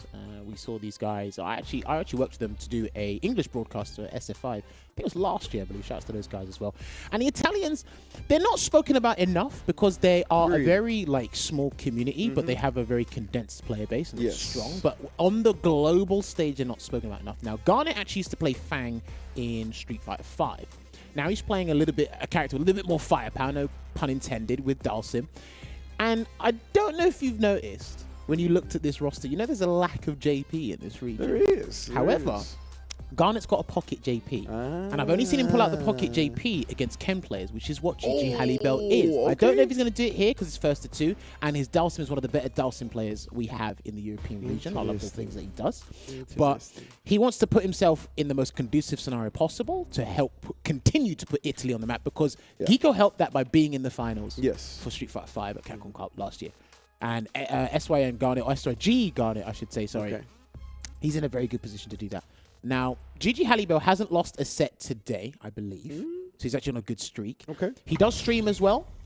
I have seen him stream a couple of times. He does do his analysis as well. And this is a matchup I've seen Garnet and Takamura play a fair bit. So I'm pretty sure Garnet has done his homework. I don't think he's going to resort to the JP here, so let's see how this goes. Now, also I've got to mention as well, when you go up against Dalsim, everyone has a button that counters stand medium punch and stand hard punch. I just wish punishing the limbs. For Ken, it's stand medium punch. So if he gets the range there, he'll do that. He can't float for too long because a run short Yukin will catch him as well. There's a couple of things that make this detrimental for Dalsim. Yeah, especially being in the corner right now. Halibel has all the resources at his disposal, but a nice tech throw. Garnet's got some breathing room, trying to poke it out. Trying to catch a limbo with the crouch fist. Will get the parry there. Clean jumping, and that will be the round there for GG Halibel. Run short Yukin to close it out. What a fine start. Firing on all cylinders is Halibel. Yeah, I wonder if Garnet does go down. Oh, that crouch fierce with punish was bonkers, bro. Now that caught roundhouse, I believe. Yeah. I don't know if that's preemptive or you can actually catch that. And he went into the run as well. So that's pretty good. Yeah, it looked like he was very prepared for that. That crouch fierce, it's got a great disjointed hitbox on the part that's cancelable too before it reaches to the sky. And you usually see that when Ken gets a perfect parry or from drive rush cancels to run cancel combos and whatnot. Try to get the crouching throw there, but with throw tech. And then he talked about getting baited there. Backs away there and floating as well. He's got to be careful with those floats, man, because I know he's trying to float over the fireball so you can't drive rush cancel, but then you expose yourself to the run short you can. Exactly, Ken's got such good ways to cover that and no safety there. Immediate drive reversal onto the Dragon Lash. Pops out Yoga Fire, teleports behind there, but he might have teleported himself into danger if he's not careful. Oh, no, we punished that time. We saw Halibel respond to it before. He's almost have to get level 3 here, so he's looking to close this one out. Buffers crouch medium punch into the medium Yoga Inferno here, and he sets up Yoga Arch. And it avoids it completely. Just DPs through it. Yeah, that heavy punch DP, I believe, is projectile invul on the 5th frame. So very quick. As long as you can get that out, you're dodging any and everything. Well, what an explosive start there from GG Halibel. Done his homework, does the studying. Very studious guy as far as I'm aware. And he's looking to actually get the 3rd German player perfect parry. And he's in there with the crouch fist run into the Tatsu, plus 3 frame advantage. So you're telling me he actually looks at his notebook? Ah, he does. Okay, gotcha. I'm telling you. I'll throw shit at anyone. Wakes up with the pop-off. Oh, you're going to pay for that one. Drive Rush Yoga Mountain. That was cool. Now, if there's anything I like about Garnet's gameplay, is he's actually shown me a couple of combos I didn't know Dalsim would actually do or go for. And he gets the stun there. Locked this man down with a plus frame, showed him a sequence a couple of times, golded and a drive impact. It was tough. It was tough to be ready with the level 1 at the proper time. Perfect parry again on the stand medium punch. I don't know why he's not deterred from throwing his limbs here, because Halibel's actually showed him consistent optimal answers to that. Man, great defense from Garnet, though, not biting on the neutral jump and then getting the back throw as he was cornered. Floats in with the jump medium punch there. He's still looking, he's still hungry for that perfect parry there, Halibel. But he's going to be patient in this scenario. Sure, Yukin's his way through. Again, he's just confident that Dalsim's going to come forward, feeling that he's confident from the fireball coverage. Perfect parry on the limb. Dude, he's done that pretty much 4 out of 5 times. So he's got a 90% success rate on that thus far. Going to throw again. In trouble here. He's not going to, going to get the conversion. Teleport away? Yes, he will. He switched sides on him. Oh, looked like he tried to get that crouch fierce out again, but the drill not going to allow him to do so. Stuffs the projectile as well. Floats in. He's still got to be careful with these floats. And he's got level 3 there as well. And he tried to get another run Shoryuken. This is the thing. Halibel has been massively consistent on the answers. And the fact that he is, like, not deterred, he's not going to be, like, you know, I'm not stopping using my toolset. I'm going to continue to use it, but readjust the timing. Readjust the spacing, so on and so forth. And make it so you flop, because there's a big commitment, some of the things that Ken's are doing. Yeah, and especially with Halibel winning the first game right, he feels a lot of confidence in the strats he's utilizing, the decisions he's making. So Garnet just changing up those timings to make those situations look similar, but play out in his favor is huge. All right, gets the back medium punch here. Oh, and a perfect parry immediately on that, but he doesn't get the punish. It's a burning him out on an awkward sequence when the drive impact landed. He's going to threaten the stun a little bit more before he does it. He can still do it as much as he wants, actually, because level 1's not invincible. He's He chilling. can actually just do it. Yeah. Oh, and that was such smart, like, drawing out of the burnout meter from Halibel, right? He's like, I'm just going to abuse the fact that you're in burnout in the corner. I'm going to wait till I drive impact you till you're almost already refilled. Yeah, of course. And then he tried to do a throw tech there, but he gets caught out by the float again. Another combo I haven't seen here. I love this. I'm noting down all these Dhalsim combos, mate. I think the level 1 is actually pretty great for Dhalsim. Like, the damage it adds on to the end of a lot of combos and the damage you can get from, like, anti-airs and different things, it's actually pretty nice. It's one of the things I like to highlight about Dhalsim a lot. That's where his damage comes from. Drive impacts, punish counter drive impacts, anti-air conversion to level 1. It's all there. Right. Oh, he's trying to run in to get the closeout in. It's not working. It's not working. He's getting a little bit too impatient. It's literally like a bull charging at a red flag. He's running into his danger here, and the shoes on the other foot now, Rinch. Indeed, now Garnet in control here. Onset point, perfect parry comes out again, but Airboy just takes the jab in the oak. He didn't want to commit to anything that he wasn't sure of. All right, Crouch Fierce. Fierce, Brian. What a conversion as well. I would have gone for level 1 there to get the positional advantage, but I respect this one because he wants to get the advantage in terms of drive gauge and get free Oki scenario here and a trade. I'm not sure we could have got from that, though. Yeah, I don't know. Didn't look like anything, but he finally finds the run DP. Gets him with the drive rush crouch medium kick. Oh, we are on final round. But he hasn't got any super meter to work with here. He's still got Shoryuken to work with here, but I think Garnet is probably not going to overexert himself. He's going to try and chip away as much as possible before he gets a clean hit. Indeed, and I mean, Halibel, he's been looking for a lot of these parries on these limbs. He's parried a bunch of fireballs this round. Still got to be careful if you're Garnet. There you go. Going to be meaty roundhouse. That is manually timed. Shouts to Crimson for telling me that. Crouch Fierce misses the heavy Jinrai, though. Trying to get a DI because he thought he was going to commit. Did not commit, though. Does catch him committing to a grounded button, though.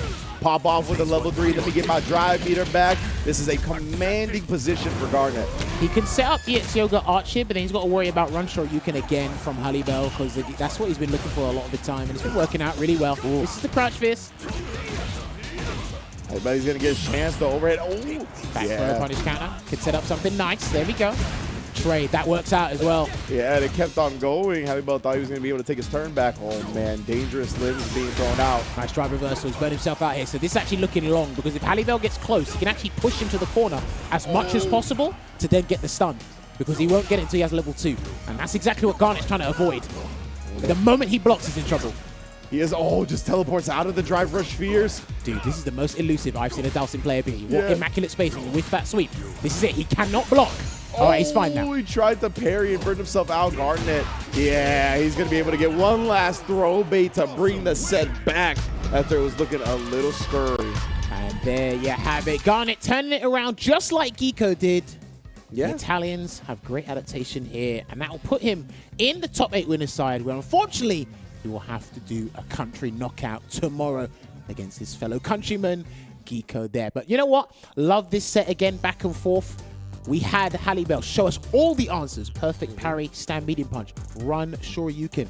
Even take the risk with the jump in and get the clean optimization there. This guy has studied the matchup to a T. But unfortunately, with the way he was going in, it actually worked against him as well, because once Garnet got a little bit comfortable, you start to run into fireballs. You start to run into straight limbs. And then once Garnet understands and readjusts his spacing, now I can convert from those limbs with the drive rush cancel there. And then he started to switch it up by doing every time that Garnet was floating, because he actually got a huge success from the floats as well. He started to fling out crouching fist with force knockdown, get some of the conversions there, hit and miss with those conversions. And I love the way that he kind of like bullied him into the corner and said, I'm not going to take your lunch money now, this That time, was Gage. sick. I'm going to just wait just Yes. a little bit. Because when you have Dalsim, Zangief, and DJ, they have to wait till they get level 2 to have a fighting chance against getting stunned. So that means you actually get a prolonged, that elongated time to stun them. So you can actually you can reduce their health gauge to the amount you want so that a jump in will get the round or a certified amount. So it's actually really good how they, how Hallibell and Garnet handled that scenario, but Garnet came out top.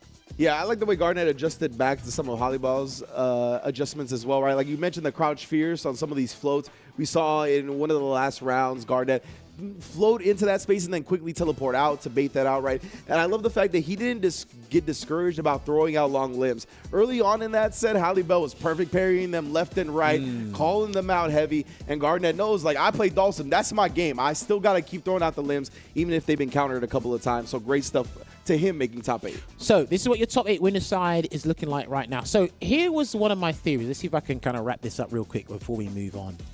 So Takamura is still the favorite. He's in loser's side right now. So Germany and Europe West have their own World Warriors, but this is where you combine the two for their online premiere. Europe West, ideally or realistically, if Takamura wins that, then that means it's open season for Western Europe's World Warrior. Yeah. But the Germans don't want that. Oh. The Germans want a German to win.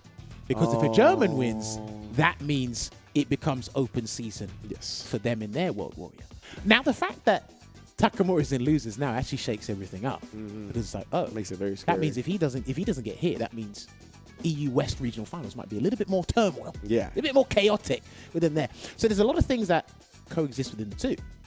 There's a lot of theories here. All right, I was thinking about this on the flight here. I have a lot to think about. That's interesting, and it's pretty much a guaranteed winners final is going to be Germany versus Italy, right? Because it's two German players versus 2 Italian players, so that's going to be very interesting, man. The way it all plays out for sure. I love seeing that type of storyline in the regions. Do not forget as well, their 5th ranking events, respectively, are next week. I think one day after each other. I think there's a 1 day break between the two. Because shouts to Ritas and the rest of the Saltman League crew, they'll be putting those on for you guys as well. So a lot of the guys are going to be like, okay, this guy wins, I might have a fighting chance here. That guy wins, da-da-da. And then there's your seeding, your regional seeding places as well. So there's all that stuff to talk about and hypothesize as well. But we got to move on to the top 16 losers side now. That's winner side all done.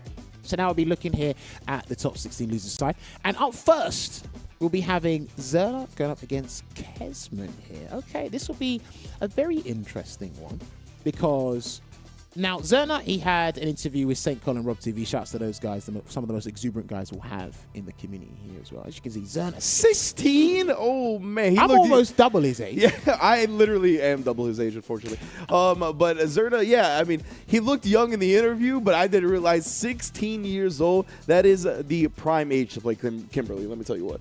Well, listen, here's the thing, right? I've been watching this kid for a little while now. And I was like, why is this guy being an absolute terror in his region? Okay. Now, when someone said, oh, he plays Kimberly, I said, 16, Kimberly, okay, 2 + 2 = 4. That makes sense. The sky is blue. Yeah, that makes a lot of sense. And then I watched what he did, because I like to watch why people are winning or losing. Absolutely. He's such a Kimberly player. Yeah? There's no breaks. That's what I'm talking about. Have you ever, I'm gonna open this up to the chat as well. Open this up to the floor. Have you ever had a bike where both the left brake and the right brake didn't work and you had to stop the bike with your feet? That's him.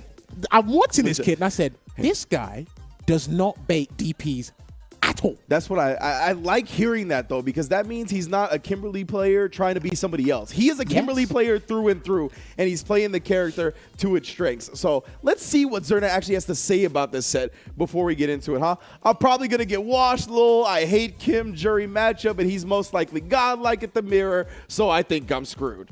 Well, so he's young. He holds back on the curses, and he OSs already. I think he's got a bright future. So he's raised the white flag, but he's also self-aware.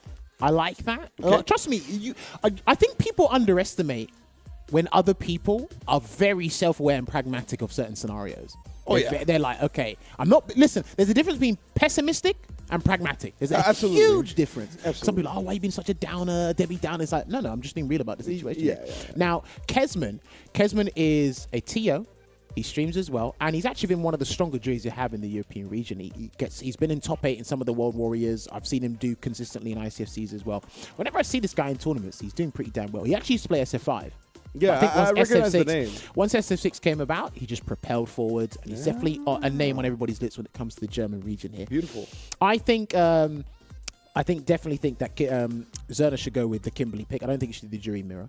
And yeah, I don't like him starting out with the Jury mirror. I would like to see the Kimberly, especially when you're still at a 2 out of 3 place. But he is gonna go with the Jury mirror. But oh man, I was really hoping to see the thoroughbred Kimberly. But I want to see the Kimberly as well.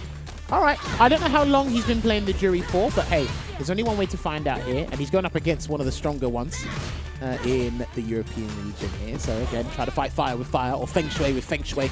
Yeah, you're going to see a lot of crouch medium kicks, the heavy kicks, the drive rush stand medium punches. Oh, already plaguing him early though. And this is it, right? You can still run in at your opponent with Jury, but you've got to expend drive rush to do so, and I think he loses a bit of his personality using Jury instead of Kimberly. That's just me personally. Yeah. I mean, from the sounds of it, it just feels like he really has the mindset for that all-out rush-down style. But nonetheless, let's see if he can make something happen on this Jury. He tries to bait something out from Kesman on the wake-up. He was too far to feel really afraid of anything, I think. So right now, Kesman's got a substantial life lead. One poke will do it. Light kick or medium kick, anything. And a jump in there from Zerna. Activates Feng Shui. Is he going to set up a safe jump, or has he got something else ready here? And he didn't get he wanted to get the combo, so he reduces as much drive gauge as possible there. But he might have had a slight miscalculation there on the end of that combo. Opens up with an EX fireball, but then gets hit with an EX reversal here. I'm telling you, man, I don't really see this guy bait reversals, I promise you. Just going all in all the time. I was really hoping we were going to see some of that Kimberly DNA with the feng shui. Just ended up being an execution error at the end, fortunate, but right now he's cornered up. Kesman's done such a good job with that button specifically. Which Level button 3? is that? Forward fierce. Forward fierce. Level man. 3? Yep. That will be the Super Art. I think this should take it, because it is only the Super Art 3, not the CA version. This last part will do a chunk. We're going to close it out. Here we go. Oh, indeed. Yeah, the Renko kicks, like you said, the forward fierce has been plaguing Zerna. He keeps trying to take his turn from that range, and Kesman is just counter-hitting him over and over again with that button. So, yeah, I think it's time to adjust. Either try to bait that button out a bit, walk out once you get into that range where he feels comfortable pressing it, or, I mean, we want to see the Kimberly. You know I want to see the Kimberly. Kimberly. And myself and Ringe and other people have been talking about it on their streams and whatnot. Yay, there it is. Forward advancing moves in this game are super powerful. With the drive rush in the game as well as a mechanic. But yes, this is what I've been studying when I watched this kid. He loves his drive rush. He loves his offensive momentum. He'll force you to expend your resources to get him off, but he doesn't take rejection lightly. You send him away, he'll come right back in. That's what I'm talking about. Never take a no for an answer. This man's young. He's got time. He's got energy. Well, I mean, if he's not gaming, he's indulging in other activities. I can tell you that much. Wait a minute. Almost. Oh, there's the stun. Impact. I like that a whole lot from Kesman again. As soon as he burns him out, we're going to dizzy him up. Put the media on the fireball, catches the reach, and you young, you still got a lot of learning to do today. Yeah, he's doing uncharacteristic throw ticks, but I mean, he is going up against a matchup that he's not too fond of, so it is a mountainous task here. But he gets his opponent in the corner here. EX Tatsu Ender into the can, and I told you, this man does not bait reversals. You were correct. The intel is true. Backs away. I want to see if Zerna gets another knockdown. What are we going to do with it? Oh, the neutral jump from Kesman, though. And then the stomp afterwards. Oh, again. It's not looking too good here for Zerna. Yeah, he just got caught not blocking during the recovery of parry. No burnout there because he threw him in the midst of something, not in the recovery period. So he's one looks like burnout here, but he can't do it. He can't burn himself out in the process, Ringe. Yeah, Kesman, he tried to press something to prevent the burnout. Beautiful way to string him up, get the dizzy afterwards. That was precision offense from Zerna. All right, he might not need level 1 to close it out here, but actually, he's going to go for level 3. He's not messing around, and to be fair, whether it was level 1 or level 3, it's conducive regardless. So he's going to get the damage buff and the walk speed increase here. So he actually might fly in round start because he needs that buff. And he jumps in already. That's what I'm talking about. He's in there. Pedal to the metal. He does get checked this time. Away here at the moment here, try to get the elbow drop. He's trying to bait him to do the DP anti-air, but Kesman is not buying. I like the patience Kesman's exuding. Gets hit again. He might have to force something here. Dropped it. After the throw, taking force, Kesman representing the projectile. He's not blocking after the parry recovery, at least not overhead. Uh-oh. Well, remember, there's a huge recovery window after you do the parry. Exactly. Like, yeah, you can get punish countered if you're not blocking the right way and you get hit by an attack during it. That's his drive gauge back kick. Can he fight his way out of the corner here? Or is this going to be it for Zerna? This might be it. No, that was a crash medium kick. So there's going to be a lot of scaling here. And that could be it. I think she's still dead. Yeah, I think there was a significant amount of hits before. Yeah, or like she's during done. the yellow bar. That's it.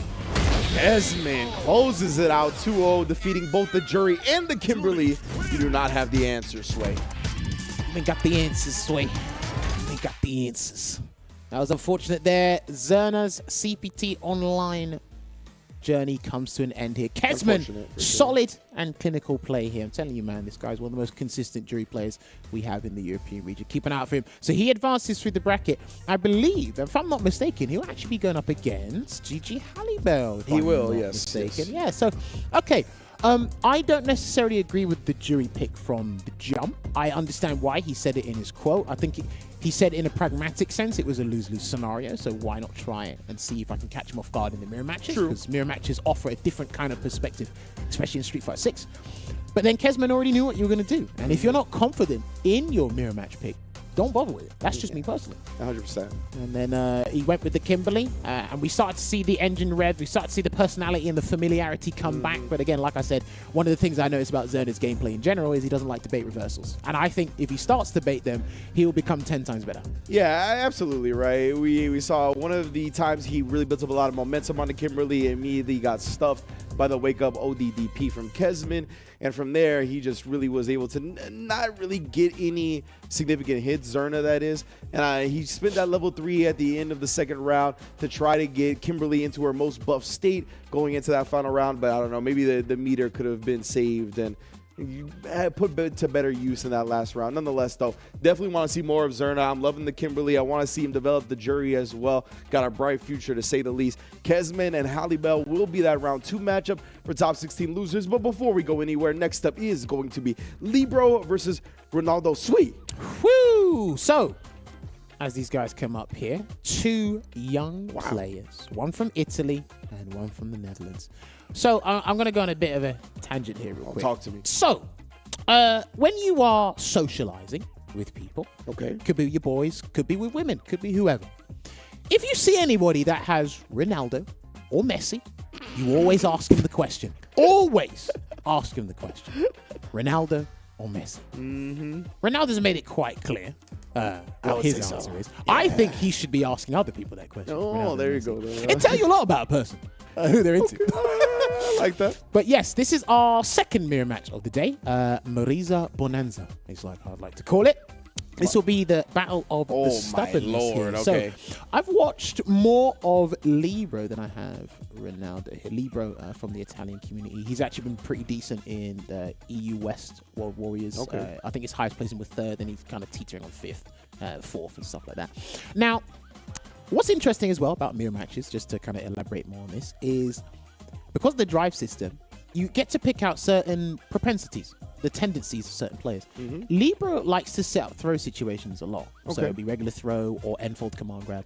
Whereas Ronaldo, he utilizes Gladius a lot more than what I usually see with Marisa players. And Gladius is a multi-purpose move anyway. Yeah, absolutely. Poking tool, combo ender, anti-air, punches through fireballs. You name it, you can probably find it in the warehouse in Amazon. Definitely. So we're going to hopefully see their tendencies and how they try to counter it one another here. But it's going to be the battle of stubbornness here with these guys. So if you keep an eye on that. So Ronaldo lost to Takamura in the winner's side. Then he actually got he double jeopardied a German league player to get here. And I think Libro lost to Ryan Hart, but beat him in the run back to get here. Right, yeah. I mean, Marisa, right? She only needs so many chances to really make you pay. That's the strength of the character. Oh. I say anything you can do, I can do it better. Man said double phalanx at the start. Oh, weak, bro. The yellow Superman punches. And you talked about the Gladiuses on Libro's side. He likes doing it. Ronaldo, immediate with the whip punish. Let's see what he does here. Again, he's already lost 40% of his life here. And the thing is, I think Marisa has an easier time punishing her in Gladius because of stand fierce and how far it moves her forward anyway. Precisely. Always funny seeing those things play out like that. I like it. This is the slowest I've seen both of these guys play. And there you go, singular hitting move. And I've actually been speaking to people about this as well. Oh, yeah, back to back with it.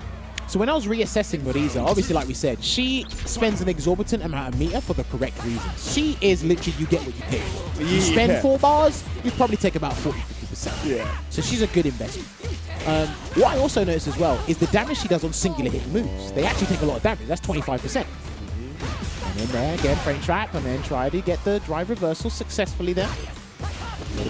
Eddie is harassment as well. Does such a great chip damage to the drive meter.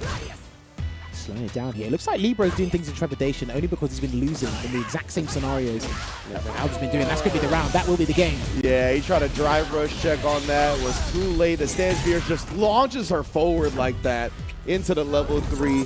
Wrapped up game 1. There you go. Not looking too good for Libra at the moment. Ronaldo is showing you why he should have got the Ballon d'Or and not Messi. Just saying. That's why Messi's in Miami going to grocery stores where nobody recognizes him. Well, that's just America being uncultured, to be fair. To be fair. All right, there you go. Drive reversal again. And I know drive reversals are pretty successful against what a perfect parry against the EX Phalanx there.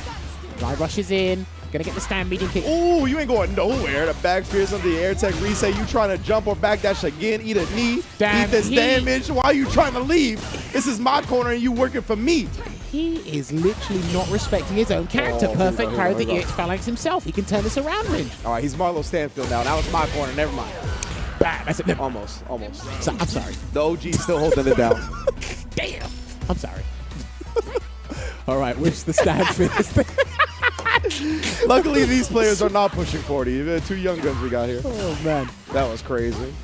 This is it. I just see Libro just doing things like he's scared to do anything. It's Ronaldo that snuffed out. He's coming with the more bloodlust here. It's working out for him. And a perfect parry on the DI. And there you go. He's actually going to take his drive gauge. He wants to consume everything. Give me that. Give me that. He's burnt out too, right? I think he's just about got a little bit left. A little bit? Yeah. Oh, no, you're burnt right. out on You're the right. last hit. Right there. That had to be like the max. That was sick. Like the whiff punish, you know, it didn't actually punish the recovery frames. Oh, but he tried to do it again. He was mashing from the start. I promise you, he was mashing that level 2 from the start. Almost definitely. Frame trap. Oh no, bro! You can't get hit by that. That's still a lot of damage, even with no meter. Is Libro coming back, Ringe? This might be the turnaround he needs. That frame trap from the forward roundhouse. Drive impact, and he got him.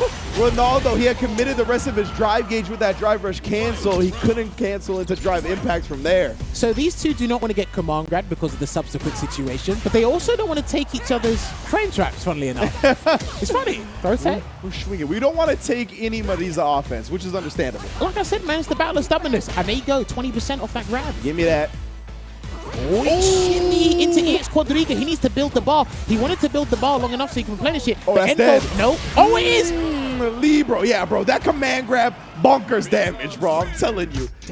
Telling you, what up? I actually thought that she'd have just an iota of health because of the 1050. Oh, that's true. Yeah, That's it was what I against thought. Marisa. That's a good point. That's a good point. I don't blame you for thinking she would have lived because it was Marisa. You're I right. was like, yo, these Man. command grabs, though. And like I said, listen, Libro loves that. Yeah. If he can set up a scenario where he gets the command grab, he will land it. And that's why both these guys, they like to use drive rush into stand medium kick, right? Because it leaves you +2 and in regular throw range. Yeah. Now, if you actually press a 4 frame in a scenario where they do like crouching medium punch into drive rush cancel stand medium kick, there's a trade scenario, but it leaves Marisa +13. I was gonna say, and you don't want that huge combo scenario. I was practicing it before I got here, but then I'm like, okay, but if you block, you got to deal with the throw. Yeah. And it's like, all right, so this is what they have to do. Do they drive reversal it? Do they try to perfect parry, which is what the guys have been doing? There's a gap there as well. Or do they try to counter with the Scootum stuff? And it looks like these guys have been playing it incredibly safe at the moment. Here, drive rush to drive rush. Yeah, nobody's really overcommitting with their answers right now. Not yet, anyway. But it's the last game, so I'd throw everything. I'll throw caution to the wind. Oh, man, yeah. Speaking of caution to the wind, tried to do that with the stand fierce, gets whip punish for it. He didn't respect the safe jump. I don't know what was happening there. Maybe he thought he would fake the safe jump, but not today, friend. I said perfect the perfects. Easy. Match point here for Ronaldo. Let's see if he can get the goal and get the celebration on point. No one's used that roundhouse yet. That's the first time we've seen it. Perfect power on a charge Gladius. Okay. The corner. Yeah, the stand fierce punish counter, I like that. Still getting some good damage. The drive gauge, that's consuming range. That's insane. The charge back fierce, just at least the drive meter. He didn't put him out yet. Oh, the perfect parry in response during the minus frames. That was so good from Libro. Bow. There's one command grab with the end fold. And And he misses his light kick. I'm not sure what that was. He might have got an execution error on the stance. I'm not sure. It had to be, man. No, Mariza's doing the drive rush stand light kick. Maybe it was a bait out. Try to bait out like a level 3 reversal or something. I don't know. Gets a back throw. Give me that. Oh, that's going to be huge. He didn't spend a level 3. I would have burned him out there, but that should be the game. If he does the whole thing, that should be the game. Yeah, that's done. We're done here. Yeah. Ronaldo will take it 2-1 in the Mariza mirror. Make sure to not leave any food on his plate. There you have it. Hopefully you guys enjoyed that riveting mirror match with our Italian juggernaut there as much as we did, because that's funny. I'd like to see that mirror match a bit more, just to see the guys complain at each other, to be honest. It's like, damn, does my character do that much damage? Like, yes, she does. That's right. You know, that's what everyone else has to deal with less vitality. Unless you're saying, now listen, the less health you have, the quicker it is for her to get the beat down for the knockout there. But yeah, no, honestly, good start there for Ronaldo. Libro, like I said, he looked like he was doing things in hesitation, and hesitation kills. You can't do that. And then obviously in a mirror match like this, if you snuff out blood, go for the gusto and take advantage of that scenario here. And like I said, these guys are being so stubborn. You could see Libro not wanting to take those meaties. And I said, when you see this mirror match as well, it's just only going to accentuate her damage output. Even against herself, it looks incredibly high. And I had two miscalculations or 2 incorrect calls on it if something was going to kill or not. So you know, the channel points are mine now. But yeah, like with Ronaldo, I think he just played kind of a little bit more solid of a Mariza than Libro did. The second game, like Libro, all his bets worked out, right? Like he was able to condition him to sit there and take the command grab. And really, I felt like in the second game, Ronaldo didn't really adjust his game plan. He was like, all right, first game, it worked out, and Libro adjusted well and made the right reads. And then Ronaldo was like, okay, I could take it from here after getting that intel from the second game. So Ronaldo's going to progress through the bracket to fight Yim Yams. That's going to be a tough one because I know Cammy has caused Mariza a bit of issues, especially with the lows and the throws as well. I do think throws are a detrimental thing for Mariza, but obviously we'll cross that bridge when we come to it there. But yeah, this is what the bracket is looking like right now. So Halibel going up against Kesman to qualify for the top 8 loser side, and Yim Yam's going up against Ronaldo. See you there as well. Definitely ask him the question. Oh, someone asked him the question now, actually. Ronaldo Messi, just ask him. I'd ask him. I'll troll him. Imagine if he said Messi. Well, imagine. Well, hopefully we don't have to live in that reality. But of course, the winner of today is going to qualify for Capcom Cup. But this isn't the only way to qualify for Capcom Cup. Of course, the World Warrior events going down in 26 different regions. 26 different regional champions will be crowned, and all of them will be qualifying and competing for that first place $1 million prize pool at Capcom Cup 10. Of course, $2 million, over $2 million in total grand prize, but $1 million to that first place. If you want more information on your World Warrior events, go to CapcomProTour.com. And this is mainly for the players that have already been entering them, right? We're kind of winding down on the World Warriors. A lot of them are getting into their 5th and their regional qualifying tournaments now. So just make sure you go find out when everything is so you don't miss your big opportunity to qualify for Capcom Cup. Speaking of big opportunities, there's another way for a big opportunity for you guys to improve with the Bucklers Bootcamp. It is here, and you guys can see, you can scan that QR code and register for the bootcamp. It is a free game-linked, mobile-friendly website packed with features supporting your enjoyment of Street Fighter 6. You can check out things like player data, the clubs that people are associated with, the friends, ranking information, and a lot more with the ease of your fingertips. You can also find out other information on character information, in-game events, rewards, and updates. If you don't check out the updates that they show you when you jump in the game straight away, it's already there. But you can check out Bucklers Bootcamp and make the most of your Street Fighter journey, or make more of it, because I want you guys to do it, because some of you are lazy, and Bucklers Bootcamp is there for you. Maybe we should have put Luke on the front. I think you guys would have taken it a little bit more seriously there. But yeah, do check it out. I know you guys got QR codes on your phones, so scan it quickly right now. Right. Stay up to date on that avatar gear, you feel me? I know people will be going wild for that, so I want to see it. Definitely big ups to Bucklers holding it down with us. And thank you to all of you who have been holding it down with us as well, myself and Jammers, through this first leg of the top 16 at CPT Europe West. We'll be right back with more Losers Bracket action. Do not go anywhere. You're really making all of this by hand. Oh yeah. The avocados are hand mashed, the chips are hand tossed, and everything is made fresh. You make it fresh every day? Yes, every day. The Chipotle way is we make it fresh every day. Sounds delicious.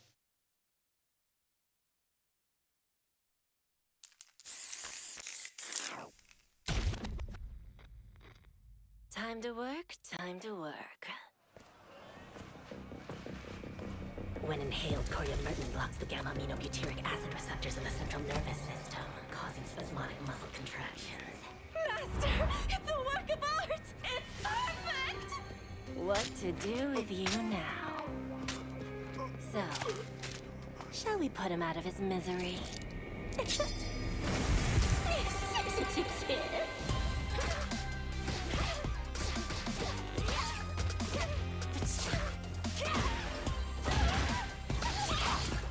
Time for some experimentation.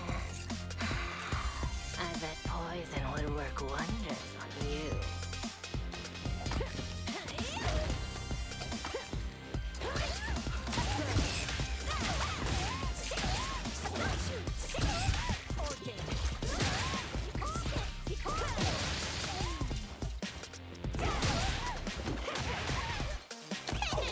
I wouldn't move if I were you.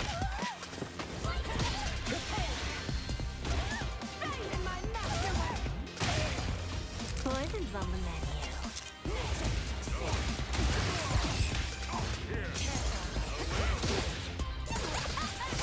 I'm finished with you.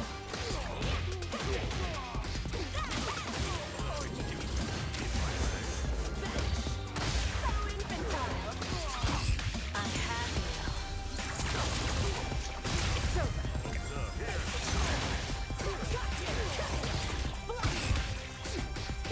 my arm is dead. Let's do now. Here, there, then here, and my magnum opus! Is my poison kicking in?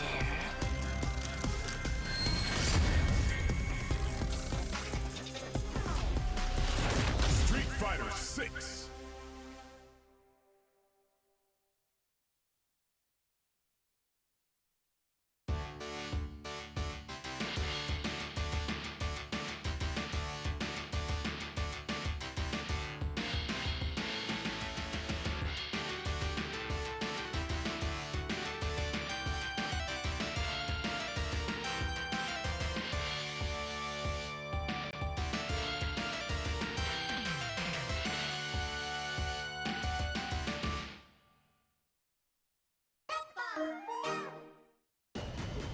Street Fighter 6.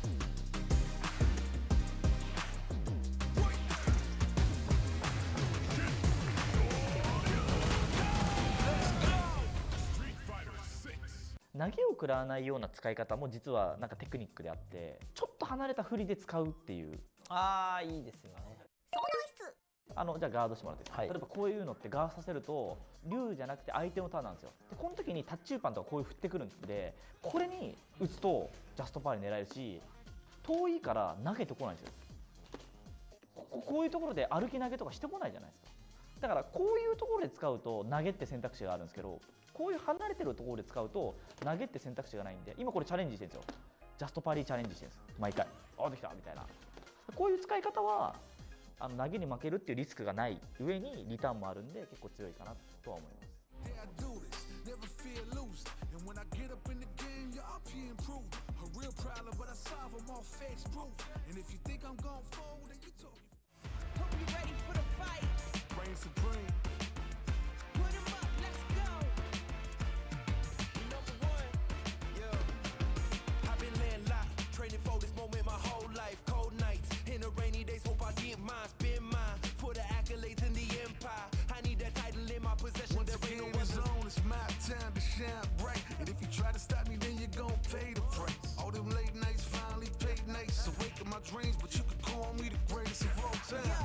I'm focused. You know how bad I want this. I'm giving it my all. Never fall. This moment is golden. I control it. All eyes on me. I see I'm watching. Once I'm locked in, ain't no way that I'm stopping. Clocked in. It's time to put in work. Go berserk. I'm in my zone until I'm first. Believe me when I say nobody can see me. MDZ Jimmy. So, has anyone ever called you like Mad Catch Jimmy before and made that mistake or no? Have you ever heard that? All the time. Happens all the time. Oh no, Is this on purpose? no. Is this on purpose? Bro, that's so crazy. I think it has to happen. Like, basically like 50% of the time when somebody who I don't talk to frequently talks to me, they say I'm like Mad Catz Jimmy, you know? Yo. It's actually funny. Yeah. effect. I always looked at it like that. What is actually MDZ? MDZ is Mad Dogs. So it's actually a joke. Oh, Mad Cats, Mad Dogs. Yeah. So it's actually a joke my little brother came up with. So the little MDZ group actually still exists, and yeah, it's supposed to be a joke for Mad Catz, you know. Yo, I gotta ask, because I want to ask this to every content creator that's also a player that stays at high level. How do you do it? And you're also a dad too as well, so you're stacking a lot of things that take away from your time to grind. How do you stay solid in this game? It's very, very difficult, especially now that we have so many strong players, you know. It's actually unbelievable. Like, in every single region, there are new killers coming up. My trick is actually to try to automate as much as possible when it comes to the content creation side. I'm a software developer, actually, so that helps a little bit. Ooh, but he got money. He got money. I don't work in software development anymore. I'm actually a full-time content creator, you know. But yeah, automating some processes definitely helps out. But it's so tough. It's so tough, especially with Street Fighter 6. There are so many new players. What are your goals, you would say, with Street Fighter 6? Like, do you think that your focus is more on the content side than the playing side, or is it even? I think this year it's definitely more on the content side. I'm trying to develop new types of content for this game, trying to figure out what's best for the community, really. And that doesn't leave a lot of room for the competition side. But I don't want to fall off a cliff, you know, after like qualifying for Capcom Cup in Street Fighter 5 in the final year. Obviously, I want to stay there.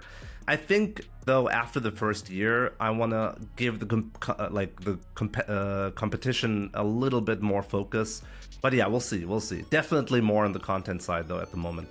The real quick one, all I got to ask is, what do you think about Ryu? Honest answers only. What do you think about Ryu? Is he strong? Is he not strong? What's going on, bro? He's good. Ryu is a good character. Anyone who's saying that you cannot win with Ryu, I think is wrong. Brother, it's been a pleasure talking to you. And St. Carla, you know you are great as well. Good luck with you this weekend, and I'm looking forward to watching all the rest of your content for the rest of the year. You can't win with Ryu. No, I'm just playing. I'm just playing. I'm just playing. It's been proven. Shout out to Ending Walker. The character he's in a decent spot, but he gets overshadowed by a vast number. This is why I like commentating with you, because you like being rude just like I like being rude. Because I was definitely gonna be like, if I was bringing the comeback, I was like, well, you didn't win with them today. Like, welcome back, everybody. I do have manners. I just had to bounce off of that interview. Shout outs to Jimmy, Rob, and St. Colin, by the way. So, yeah, Jimmy's not in the top 16 if you don't know already, if you are just joining us. So, unfortunate there for the Jimmy fans. Jimmy actually lost to one of the players, I believe, who's we're actually going to have on stream up right now here. So, we should be getting that for you guys coming up shortly. There it is. This is what the bracket is looking like. So, this is what the top 16 losers is rounding out to. GG Hallibell going up against Kesman in round 2. Yim Yams will be going up against Ronaldo Sui very, very soon. But first, we must go back to the round 1 side of things and conclude that part of it, because we still have to have 2 players vacate the premises, which we're going to find out who it will be. Again, lots of Italian and German representation here. So we have Raps going up against Gangryong. Hopefully I've pronounced that right. I'm pretty sure the production team will correct us if it's wrong. So it will be Luke versus Blanket here, and that will be Meta RD's characters. Yes, that'll be Meta RD. That's true. So I just want to say this on stream. Congratulations to Raps. I believe he got married earlier this year. Oh, wow. Definitely big ups. I think it was earlier this year. I could be completely wrong. So married man now. He's got the married man power up. That's true. We've seen it work wonders before. I'm not familiar. He did. I'm not sure how often he's been entering the World Warrior events, or how often he's been playing in tournament play. Because again, I believe he's got a full-time occupation. He's got a wife. So again, the whole real life stuff is coming into full effect here. It's good to see him still actively playing as well. His opponent, though, I'm not sure about you. I've got little to no information on this guy. I think he played Honda before. I could be wrong in that regard. But the fact that he's playing Blank and he's in top 16 tells you he's a formidable foe.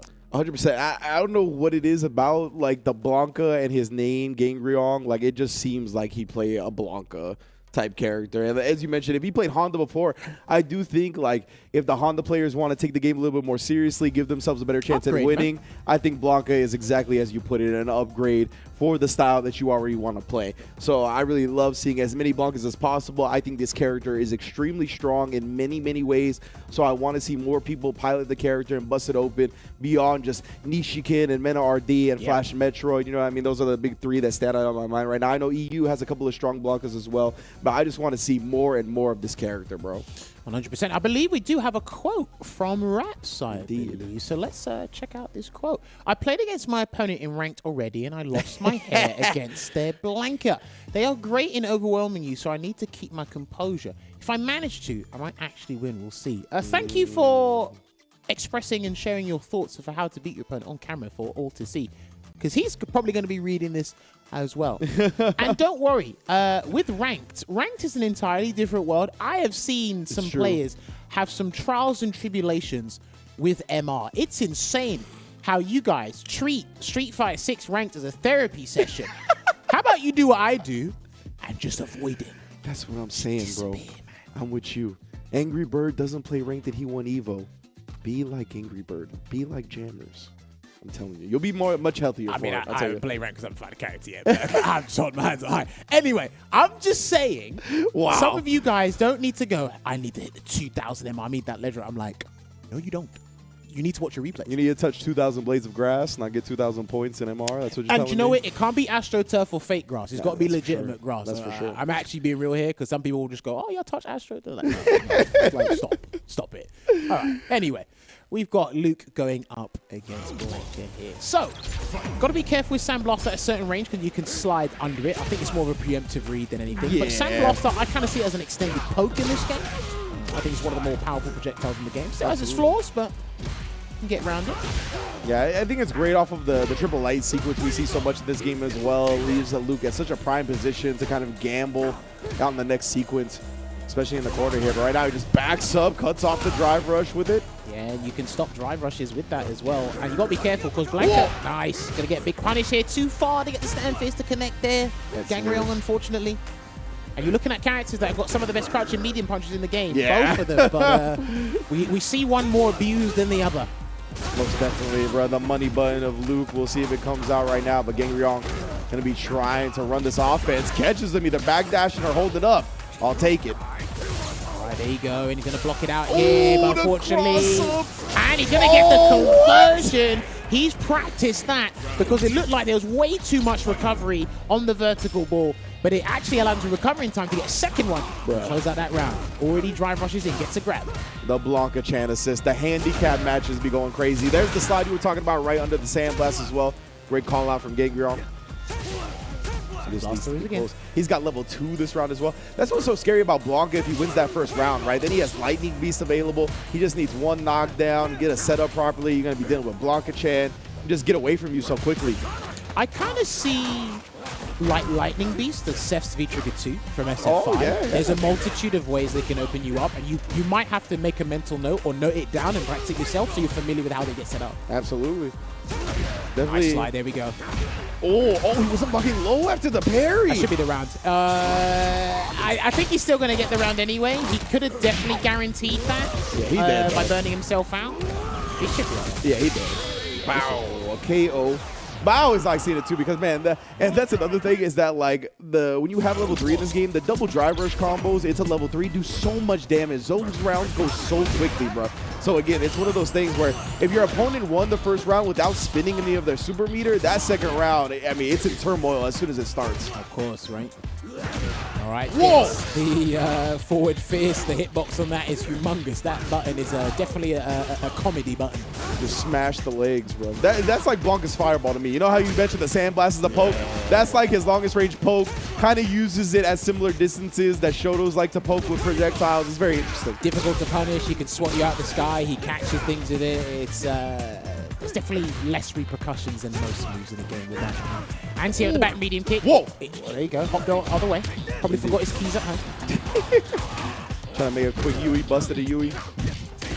He won't get tested for that either. Oh no, the neutral jump, but he dropped the excuse me, I was gonna say drive impact, but dropped the flash knuckle. That drive impact gets thrown. Oh no.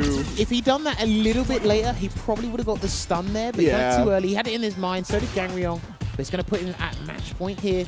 Ringe. Yeah, he's looking strong, man. And as we said before, he got the level 1 victory. He's got Lightning Beast. That was such an awkward angle to punish that. As you see, the second hit of the target combo didn't even connect. I'm not sure if level 1 Vulcan Blast is super consistent against that forward fierce, but speaking of forward fierces, gets his own, misses the heavy flash knock, unfortunately. Gets the hop. Oh, just clawed him. If he gets this wrong, he's in so much trouble. Yeah, I don't know if he's going to reversal here, Raps. It's not the time to do it. Yeah, it's not the time to do it. Bro, oh, and That's then this is a combo, exactly. Oh, we just let him drop. Interesting. Okay. Maybe he wanted one more gamut with his Lightning Beast. I don't know. Either way, though, Raps, the one that finds a hit here, goes with the side switch. Gangreon, great tech, though. Just weighing it out here. Stand medium punch for the poking there. But he needs to close the gap. He needs to do it very quickly. Blocks the air blankable. One more command grab or anything should do it here. Heavy blankable. Yeah, just popping off with the Blanca balls. It's up to you now, and risks the slide, thinking that Raps would throw a Sand Blast. Either way, it works out. Unfortunately, Raps told you he lost some hair beforehand. Yeah. I think he's about to lose some more. That hairline has receded a whole meter. Oh, no. That basically means you might go bald. Call whoever did LeBron's hairline. That's the only dude I've seen restore his hairline to the extent that it's been restored. I mean, listen, some sports activities and conversations, some guys, you lose some hair follicles, man. And you really need help after your hair goes after that. Luckily, me and Ringe are blessed in that department. Do you know what's crazy, right? So just a side topic real quick. So when we're at CPT France, there was a player, F-word, didn't recognize because they grew their hair. I said, F-word, you know people grow their hair? You know, I don't know if you know. But people can grow their hair. Remember when I said I like commentating with him because he's rude? I'm just like, bro, it's like, what, people can't grow their hair now? I said, no. It was like, that's not my reality, so it's no one else's.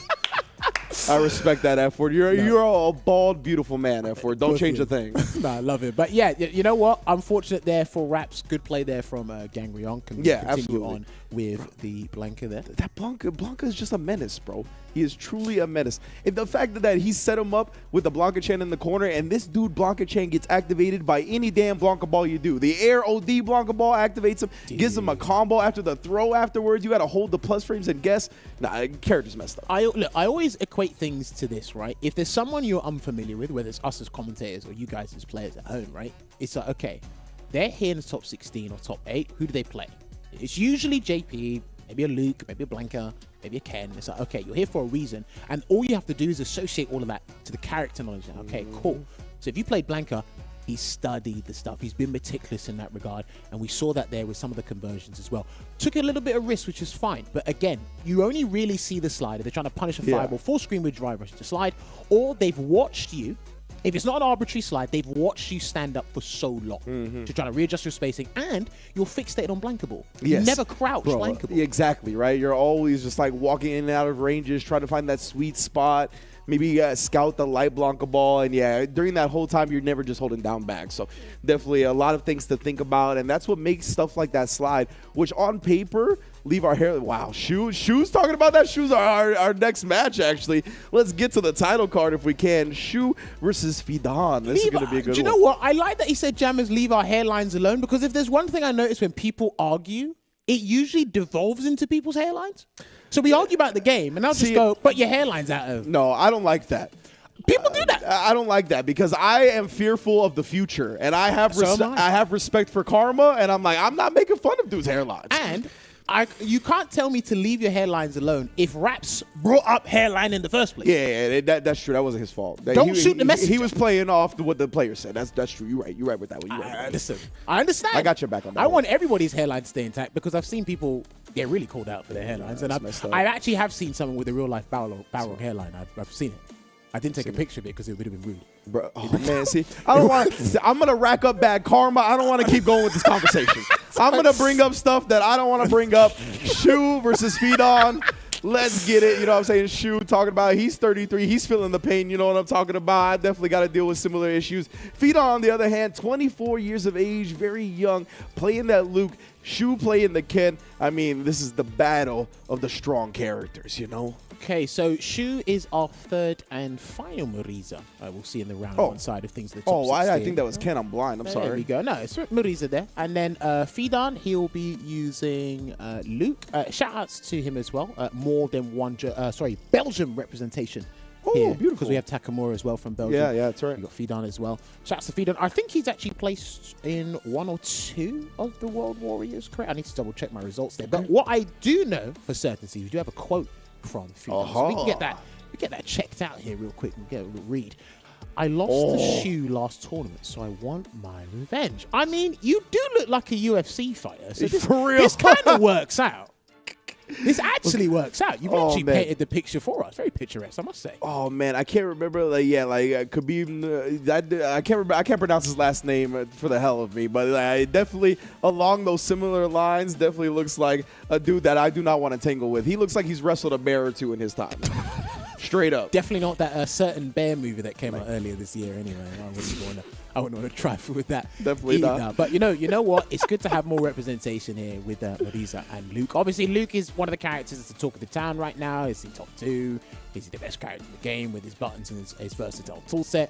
Muriza, of course, you'll never forget her. She always get the special feature on the album because of her damage output and her vitality. So you'll never forget. That's why I like this region, because they'll remind you Muriza's still she's here to stay. Yeah, definitely. So I think the one thing I got to mention is Shu lost to Garnet in the top 16 winners final their pool, but he beat 5Jaw, a Ken player from Switzerland, to qualify for the top 16. Fidon made top 8 in the first 2 World Warrior EU West. And I don't know if he entered the last 2, but he's actually pretty consistent in the EU West region. But because you mix them in with the Germans, it spices things up for everybody. Definitely. I like Fidon testing the anti-airs on Shu's side early, and wow, what a Superman punch is going straight to the projectile. Dang, he threw out Gladius thing with the roundhouse. This guy is out for blood, man. And Fidon, he's looking for a lot of jumps, right? We talk about Muriza having a little bit of issues with their anti-airs. The crouch fierce, you got to do it really preemptively or resort to air-to-airs or perfect parry attempts. And Fidon is willing to test them. Just backing off here at the moment. I think he's trying to slightly adjust his spacing before he puts the burn out. Here it is. Gets the stun immediately. And he should be able to take this round. He might have to do a drive rush cancel. There it is. He'll have to spend. He'll have to spend. Yeah. Spend it. Gonna do the Vulcan Blast Super Art to close out this round. Now, what I didn't know about Luke until recently was that he actually gets legitimate Oki off his EX Rising Uppercut. But the thing that surprised me was he can actually do drive rush roundhouse and it covers both ways. So when he lands the reversal, he's got the choice of doing EX Slam Dunk or going for drive rush Oki if he wants to. That's really great. Well, and he did the drive rush forward fierce. I don't think that part's legitimate, but he can drive rush afterwards. Oh, he just tried to flash knuckle when he saw the Scudum just being held there. Great stuff, great patience from Shu. Try to get a suppressor there. Oh, I'm going to ask you a question after this. You're going to love this question. Yeah, I definitely will. I already know. Safe jump.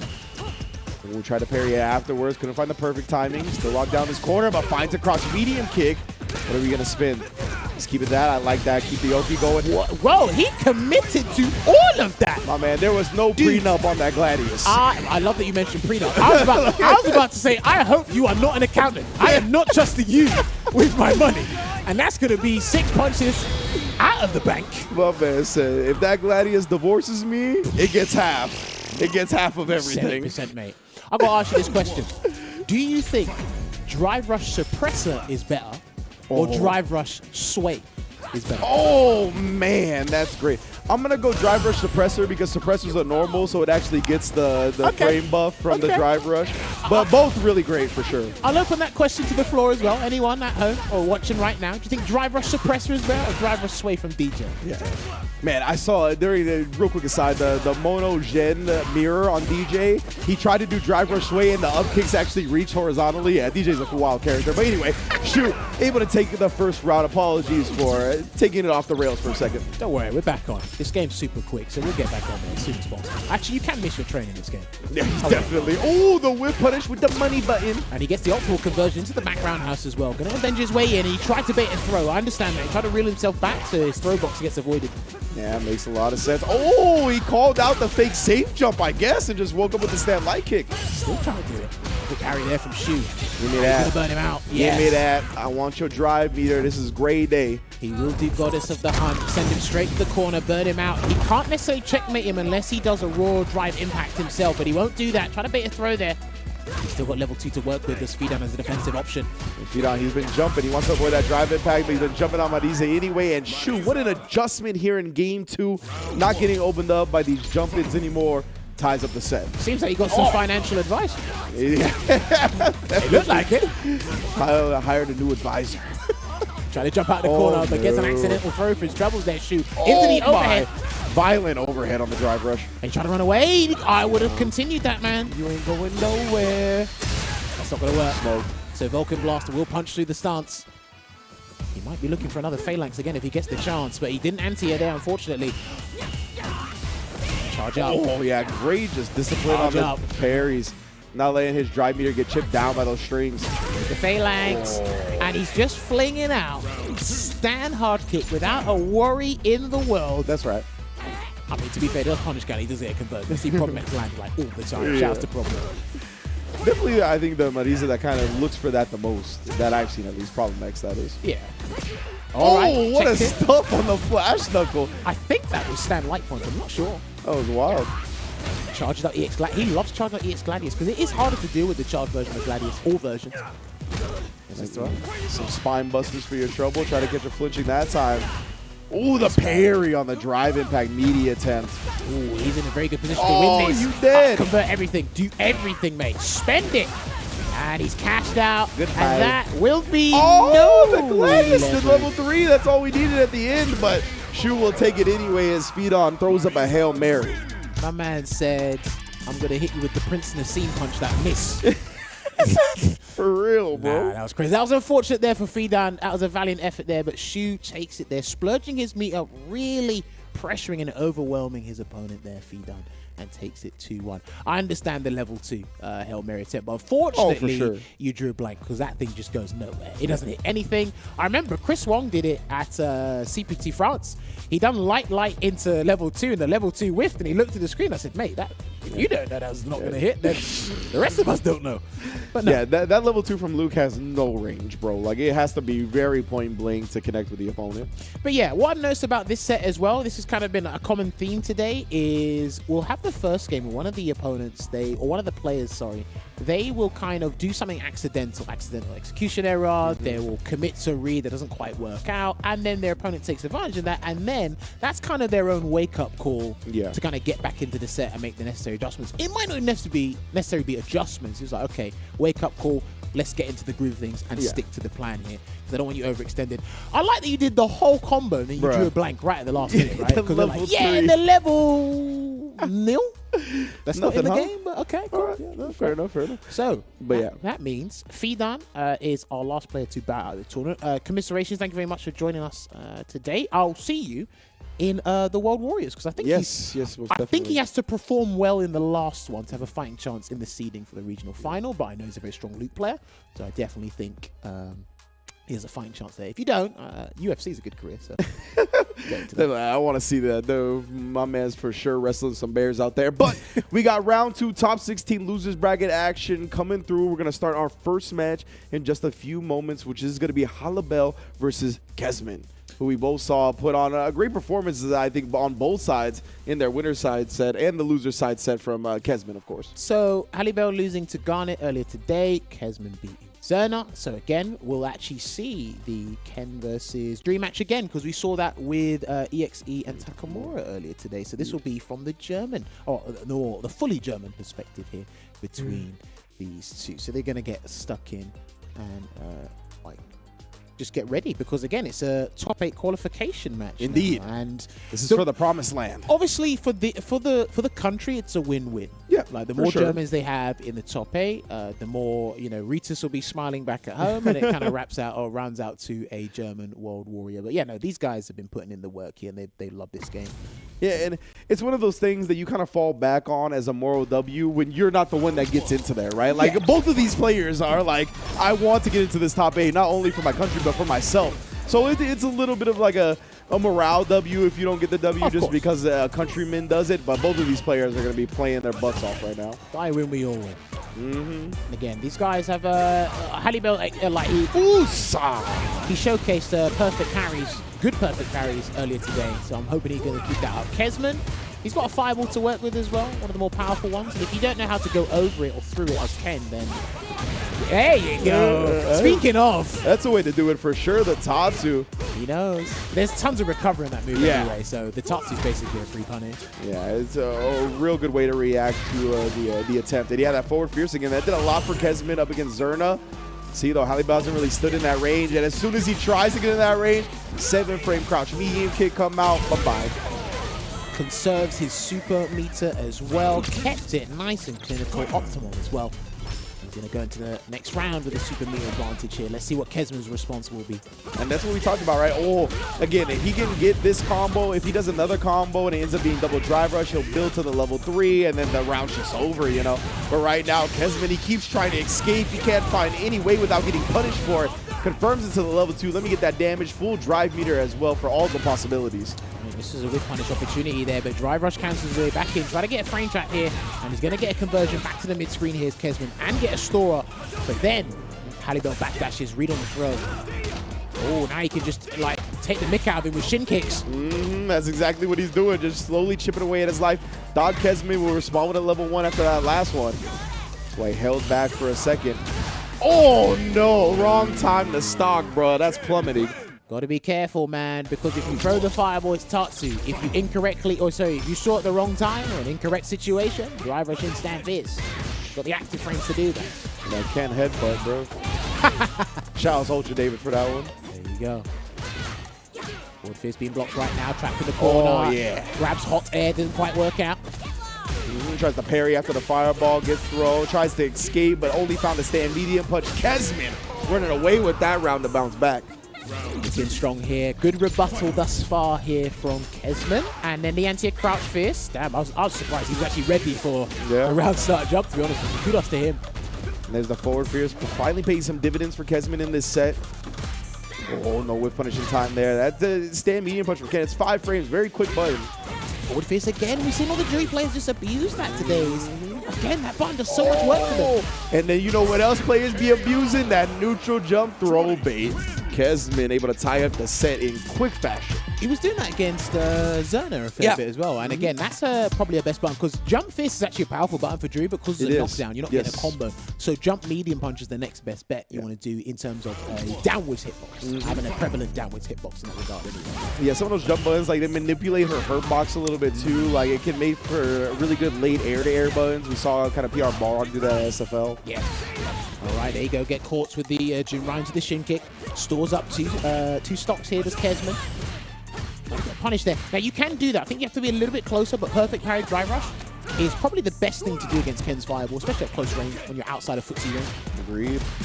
Trying for that forward fierce again. Halibel not flinching in the face of the drive rush. But I like that Kesman didn't automatically commit something either. He's trying to react to the throw. Yeah.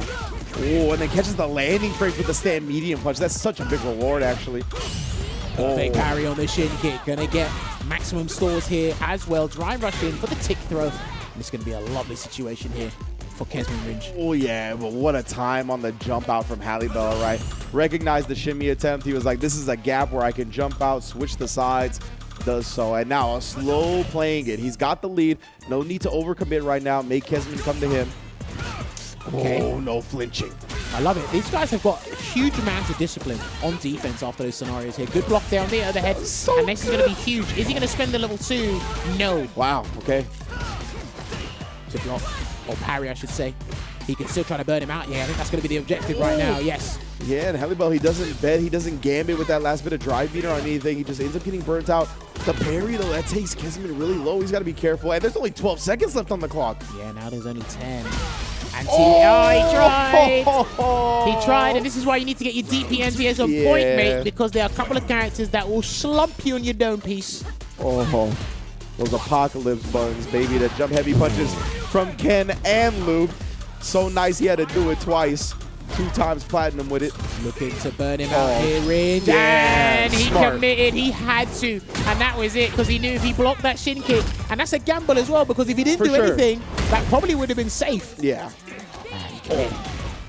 Yeah, this is big from Kesman now. As you can see, he's even got the drive meter lead coming off that level 3. He does get chipped with the Jinrai. Oh, and now the drive rush confirmed. Level 3, this time from Halibel. Right, he's going to recover a necessary amount of drive gauge. He's also going to put his guess for game here. A throw will not win the round, but it's going to be a nasty situation, I'll tell you that.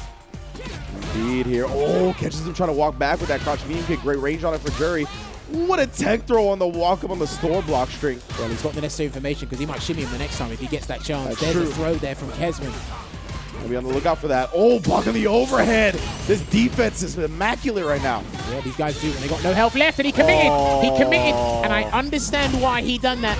He took the risk, and unfortunately, he's going to bow out of the tournament here. So Halibel will be your first player in the top 8 losers side for tomorrow. There you go. What a set between these two. These guys probably fight on a regular basis of some sort. And remember, let's not forget, Halibel won the 4th World Warrior event for Germany. So he's actually in fine form in tournament play in general. Yeah, and it really didn't feel like Kesman did a lot of taking his turns back on minus frames with some invincible moves, right? So it felt like he saved that gambit for a very important scenario, but Halibel just stayed one step ahead, right? And in those situations, when you have that lead, you just don't want to overcommit a lot of the time, right? You're like, I'll feel safe. I'll just sit on this lead, get an anti-air, something that I am for sure going to get the kill with, rather than like play this little mind game on minus frames. I think as well what really let Kesman down, I think is the surprise factor of the jump fierces that Halibel started to introduce in the latter part of the set there. And I love that level 3 he did against the Jinrai follow-up because he had basically no other option. And then when these guys basically had health tantamount to one another, these guys were literally just fighting tooth and nail to stay in the fight. Yep. And then that last part there, for those who don't know, if you think that level 1 from Kesman was random, it wasn't necessarily random because he's in burnout. Yeah. He took his turn, and you think because your opponent's in burnout, you automatically want to take your turn back. Exactly. So he just took the risk of, it's kind of like the whole -2 in Street Fighter 5. Yeah, exactly. But when you have no health left, it's yeah. like you just taking that option and going for the gusto there. So Kesman is another German out. That was a country knockout, unfortunately, there. So Halibel will be the first player in the losers side top 8 there. So who's going to fight out of Yim Yams and Ronaldo? Ooh, yes, we're going to find that out in a little while. But first, I want to tell you all about Street Fighter League. You heard me talk about it with PR Balrog. You heard me mention it with the Mono and Gen mirror that's been going down. The best of ones are actually one of my favorite parts of SFL, especially when they send Gen up. I think he's like the best of one player of all time. He's just willing to throw out the OD up kicks. He's trying to perfect parry everything. Like he is really playing with a best of one spirit. I like it a lot. Of course, in the US for SFL, it's got a new time slot, 4 p.m. Pacific time on Wednesdays right here on twitch.tv/Capcom Fighters, as well as YouTube. Join Vicious and Tasty Steve as they bring you through all the action. And of course, this is not here on our copy, but November 17th will be SFL EU. I believe my man Jammers is going to show up with a bunch of your favorite players and talent as well. It's going to be a great festivity. I should be there. Other people should be there. Who knows? I can't spoil the surprise. I don't want to spoil the surprise yet. You guys look forward to that Friday 17th as well. Now, we've spoken about touching 2,000 blades of grass. Real grass, of course. If you want to take a break from Street Fighter and you want to touch grass, 2-for-1 combo here, I'm going to suggest something to you. Okay. It's the new game that you find on Buckler's Bootcamp. Pockets. There it is right there. You get to see it on your screen right now. You can head on over to Buckler's Bootcamp where you can check out the game Pockets, a mini game in which you develop your character by training your cute dotted characters. The service is based on the motto, praise and develop. I need to follow that motto myself because I need to be praising a lot more people these days, especially if they do something I don't agree with. I've got to praise you and encourage you, which is the intention of Buckler's president as well. But you can feel free to register as a member and let's work up. Well, you can work up a good sweat. Not me.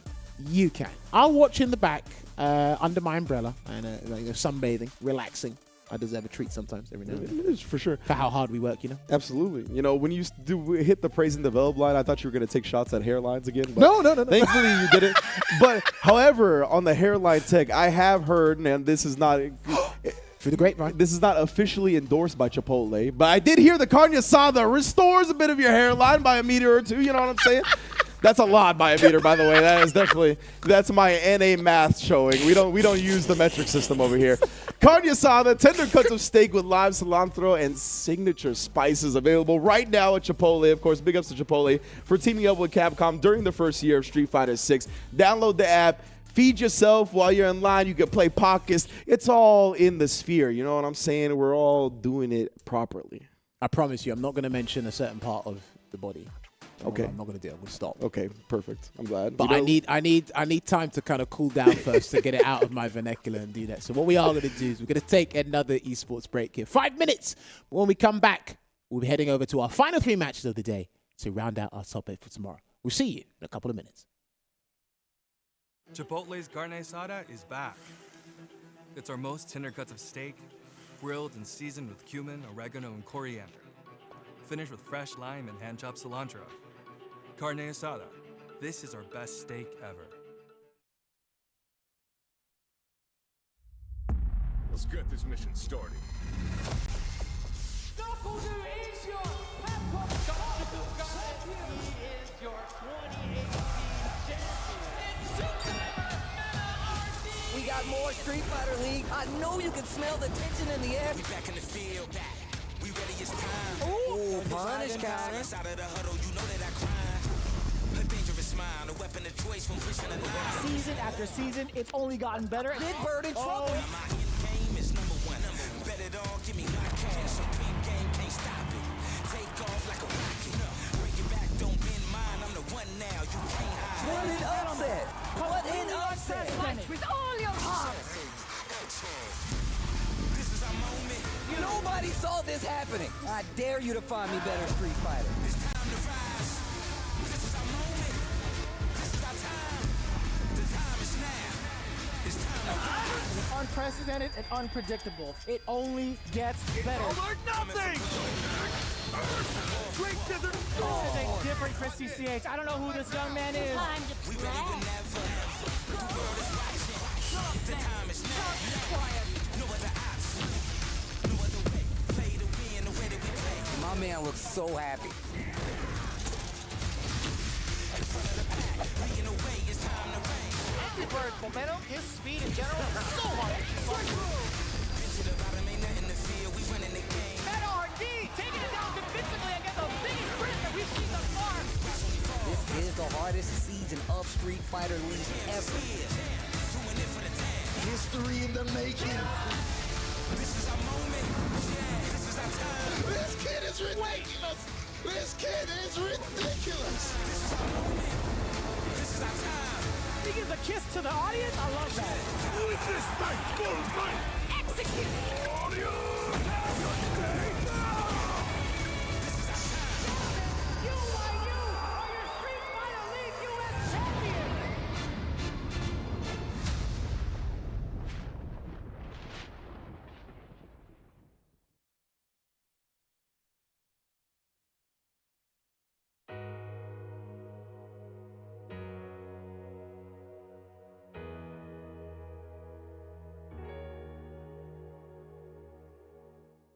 Objection!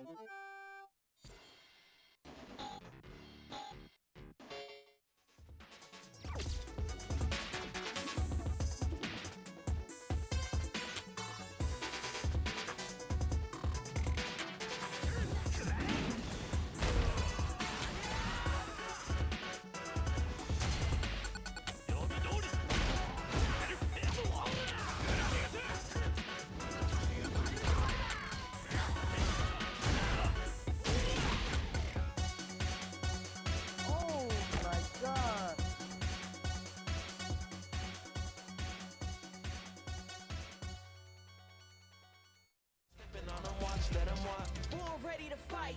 This is my moment. Coming for it all, just show me my opponent. Wanna be great, I'm a legend in the making. And this is mine for the taking. Cause I got what it takes to be. We are joined with one of the most innovative players that we have seen in the Capcom Pro Tour, none other than Europe West region's very own Takamura. What's up, bro? Hey guys, how are you? I'm doing good, man. Better now that we're hollering at you. Saint Cola, what you do to Takamura's camera, man? It was good till you came in here. It was fine. Wait, don't be blaming me. My man looking spooky. I like the effect though. I think that looks dope on you. How has the season been for you so far, man? I see. I want to say you're in what, 4th place right now in your World Warrior. Yes, 4th place, and I start to understand the game little by little, and I'm happy because I start to understand more and more, and I think I am ready for this CPT. We were talking at Evo. Me and you had a conversation about how you come up with these like crazy custom combos and stuff like that, because you're one of the most creative players that I have seen thus far when it comes to Street Fighter, just in general. And you told me that you don't really lab it out as people kind of think. You don't sit in the lab for hours upon hours. You just kind of make it up because it just comes to you naturally, like a Bob Ross. You're like, I'm just gonna paint this out, and it just happens. Do you still do that? Is that still like part of your process with Street Fighter 6, or have you had to go to the lab to figure out things? I like watching video. It makes me think a lot, and I can try things like that. That's why sometimes when I do things, sometimes it's look special, you know. But I prefer to play, to do things, you know, to create things. In general, you brought up the fact that you feel like it was a little harder for you to learn this game, and now you feel like you're understanding it more. What do you think made it difficult to learn in comparison to 5, and what have you figured out that made it so that you're performing better now?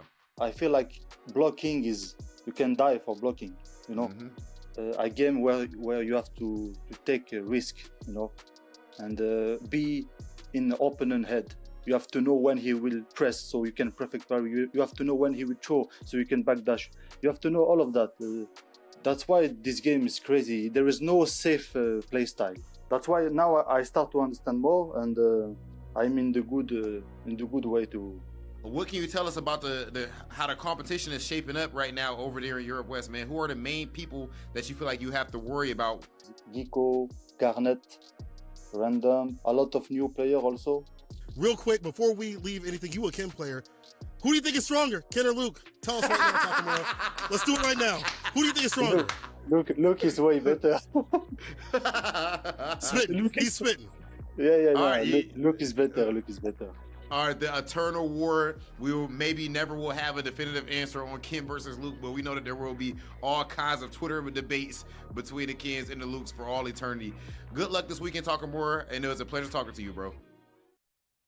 Personally, I just want to thank Takamura for protecting us from sandworms and other dangers of Planet Dune. Big ups to Takamura. Playing from that distance as well. The netcode of SF6 is incredible. Right. But he did say a lot of interesting things, right? I think that's really cool that we got to interview Takamura because he's always an interesting mind, and we always talk about how he's innovative and brings new stuff to the table. And he said himself, that's mainly what his motivation is when he plays.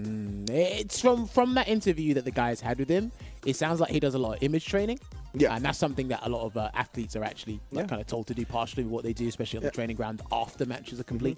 And I like that he said he watches a lot of footage too. You know, yes. I've been watching some basketball YouTube. You know what I mean? And Gilbert Arenas recently talked about. He's like, not enough players watch film. He's like, only the elite of the elite watch film, and everybody has tells. Everybody has go-to strategies that the security blankets for. You know what I mean? And that's what Takamura is doing in addition to the image training, where he's like, he's advanced enough in fighting games to where like he doesn't actually have to physically go into these situations. He can kind of play it out in his mind, and he knows enough about how the game and the characters work where he can see how it will play out. And then this kind of ties into something that Problem X is actually pretty good at as well. I think that the term is kinesthetic learner. Ooh. So he learns by feel. So he'll learn after he's experienced the scenario and played the match. That's how he gets better. So some people who identify when they play is like, oh, yo, you know you can do X, Y, and Z. They're like, okay.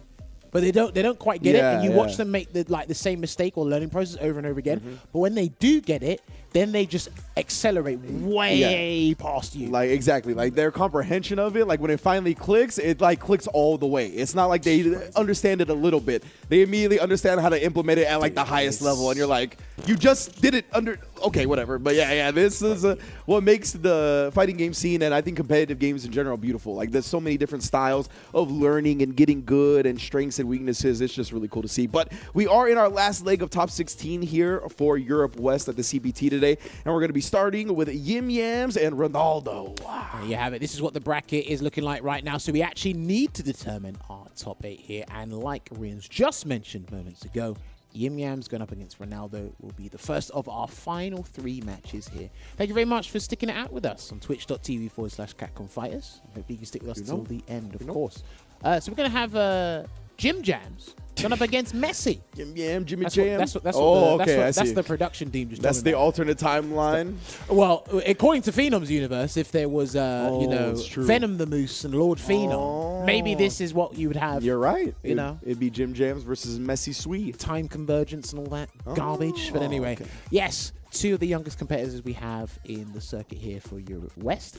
Now, I did say before, I'm a little bit worried about Marisa's end on this matchup. Yes, obviously, she has, similar to Mika in SF5, she has a universal game plan. When I touch you, it's basically 2 touches, full combos, and then you get the guess, or 1 command grab for away from the guess. But Cammy, get that mosquito bite, and these seems to be pretty consistent mosquito bites, well-spaced dive kick.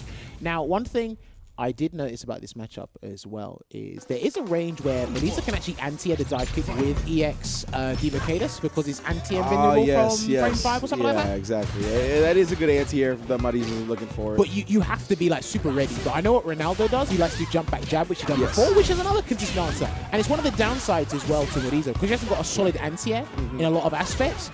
Jump back and having those reactions are one thing you need, especially against a character like Cammy. Yeah, exactly. I like him going with the air option just because of that dive kick and the way she can alter her trajectory.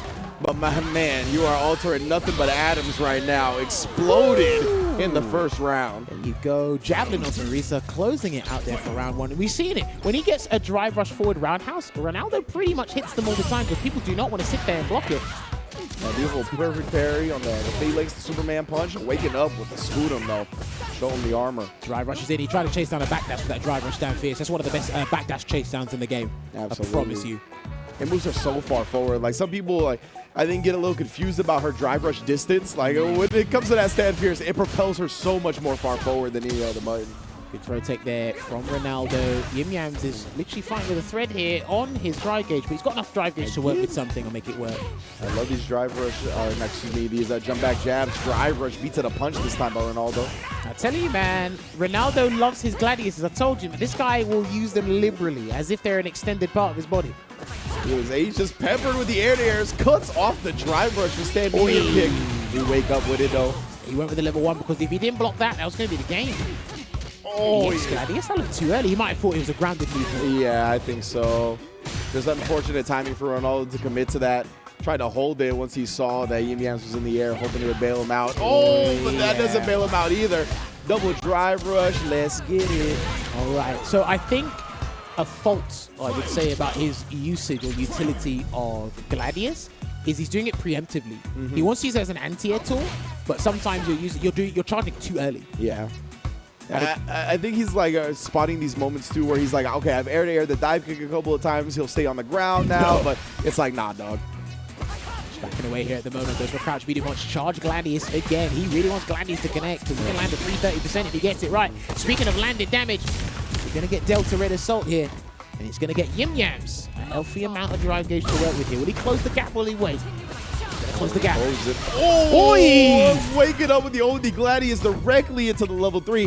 This is going to put Yim Yams on, I think, a drive rush support. Well, he can do button into DI. And he charged Gladius instead. Yeah, indeed.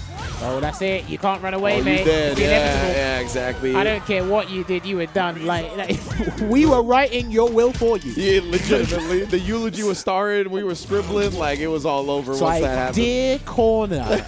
No, not corner. Okay. I have no meter. Like, oh, all right. So you dead. Oi, and he recovered in time to get the punish on that cannon strike, or cannon spike, I should say, sorry. He loves that forward roundhouse into the charge, doesn't he? Oh, yeah, most definitely.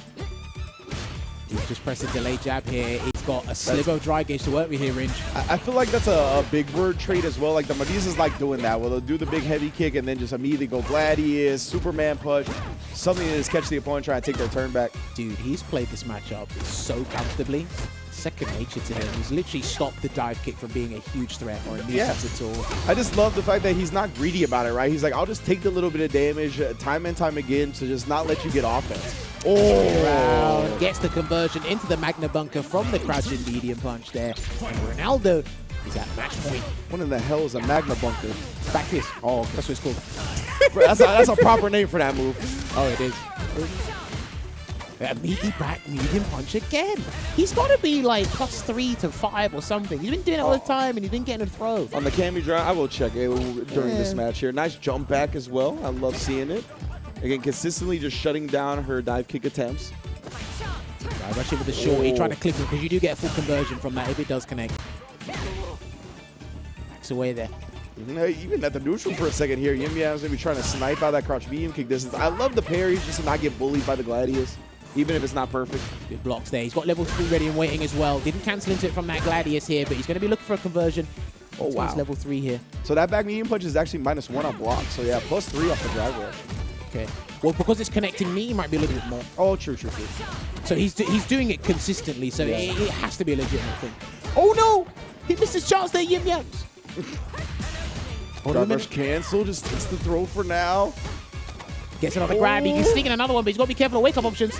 And he held out. Oh, he didn't want to get thrown again, exposed in the process. But this is the thing, you can't parry, and you can't do the stance either, because they're susceptible to throws, right? So you got to do something else. If you're not committing to do wake-up level 3 or level 2... Yeah. And I give Ronaldo credit because he waited till he was going to die from a throw to really bet on it. He was playing the risk-reward game well. And right now, this is going to be a huge position for him in this round 3. Yeah, talk about risk reward. Spencer's level 3 early and gets a conducive scenario in its entirety here. How's Yim Yams going to escape this one? He's got to do something. Delayed back throw. Ronaldo had an execution error because nothing came out. Yeah, either that or he was trying to bait a reversal out, but Got him. level he had 3. He had no choice. He did not want to sit there and block it. He had no choice. And because there is literally no recovering that drive gauge, if he pushes into the corner, he can stun him and take this game.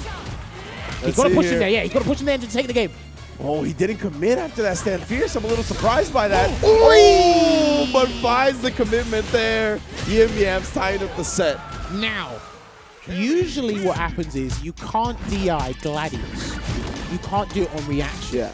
There's a huge window of armored frames that you can't catch it. I think he's pretty lucky there because he did the drive rush into the DI. Yes.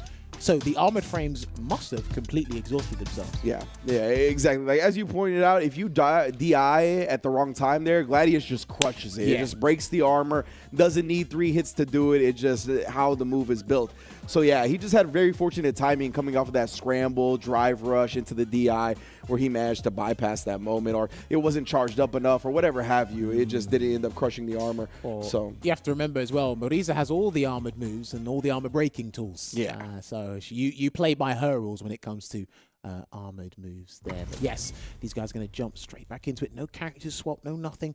Just a little bit of a breather because it's 1-1 now. And I'll tell you what, whoever gets first blood could be contention for the winner. Let's see. Dry rushes in for the stand fist. Well, yeah, just press it afterwards, right? I think it's only like +1. +1. Yeah, right? Stews him the wrong way. The jump back jab. Yeah, he's basically negated that dive kick. You can't use that dive kick. No, it's been like, you're not paying heavily for it, but you're not getting anything off of it ever. And there's no point because he might cash out at one point with like a huge anti-air or the uppercut. True. Ooh, scoot him again, and then into the command throw after absorbing the normal. Beautiful stuff from Ronaldo, implementing all the tools. Gets the throw again. He might have to pile on the throws a little bit more when he gets in close to the corner. Try to get a roundhouse here. Gladius. That's 29%. Perfect timing. Oh, the double axe handle. Queen's crown coming down. Damn. 3 back fierces in one combo. He let you know about it. I'm pretty sure Cammy's headpiece knew about it as well. What was it again? The Mega Bunker? What is Magna it? Bunker. Magna Bunker. That's OD.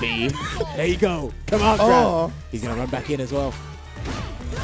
Yeah, let me get that drive gauge, dog. Just a quick little back heavy kick into the Gladius. Let me get that.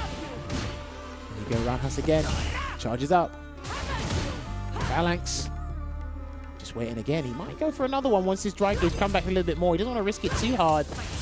Because Yim Yams is looking to get a level 3 here and then really change it around. Gets another grab. Needs one more grab to get the level 3. Oh, the jump back. Medium kick, I think it was. Yim Yams ends up getting burnt out in the process as well. We got level 3 on both sides, though. It's a scary. You can't, dude. You can't. Oh, no. Oh, I was going to lose it. Yeah, I don't think the level 3 would have connected, so great recognition. He finally used the dive kick.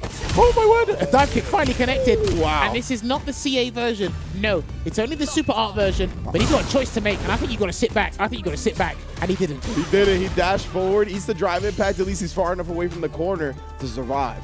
You can't jump either. You cannot for the life of you jump. He's got to stay on the ground and he's got to walk him down. Literally be a predator, encroach on that space, and just stay there. Are you going to be ready, though? Oh, he tried to DP! He tried to DP! Just completely broke him in half.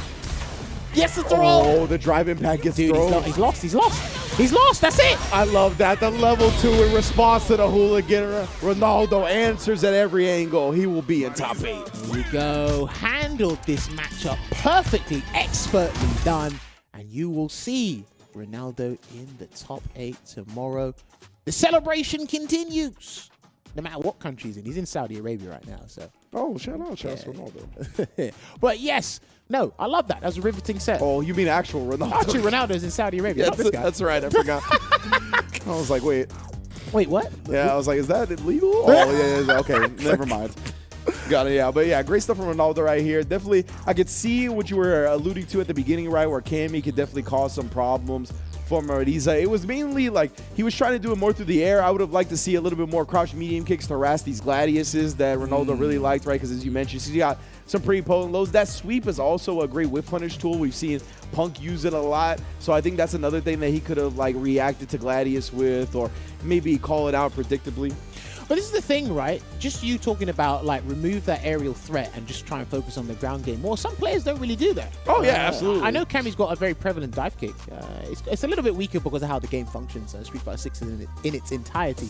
But I think he was worried about some of the conversions, right? Yeah. Crouch, medium punch, drive rush cancel from Ronaldo. Charge Gladius as well. If you get the wrong, if you get the incorrect spacing, it hurts. You don't want to do that. Obviously, Cammy's not suffering from that low vitality problem she had in previous iterations.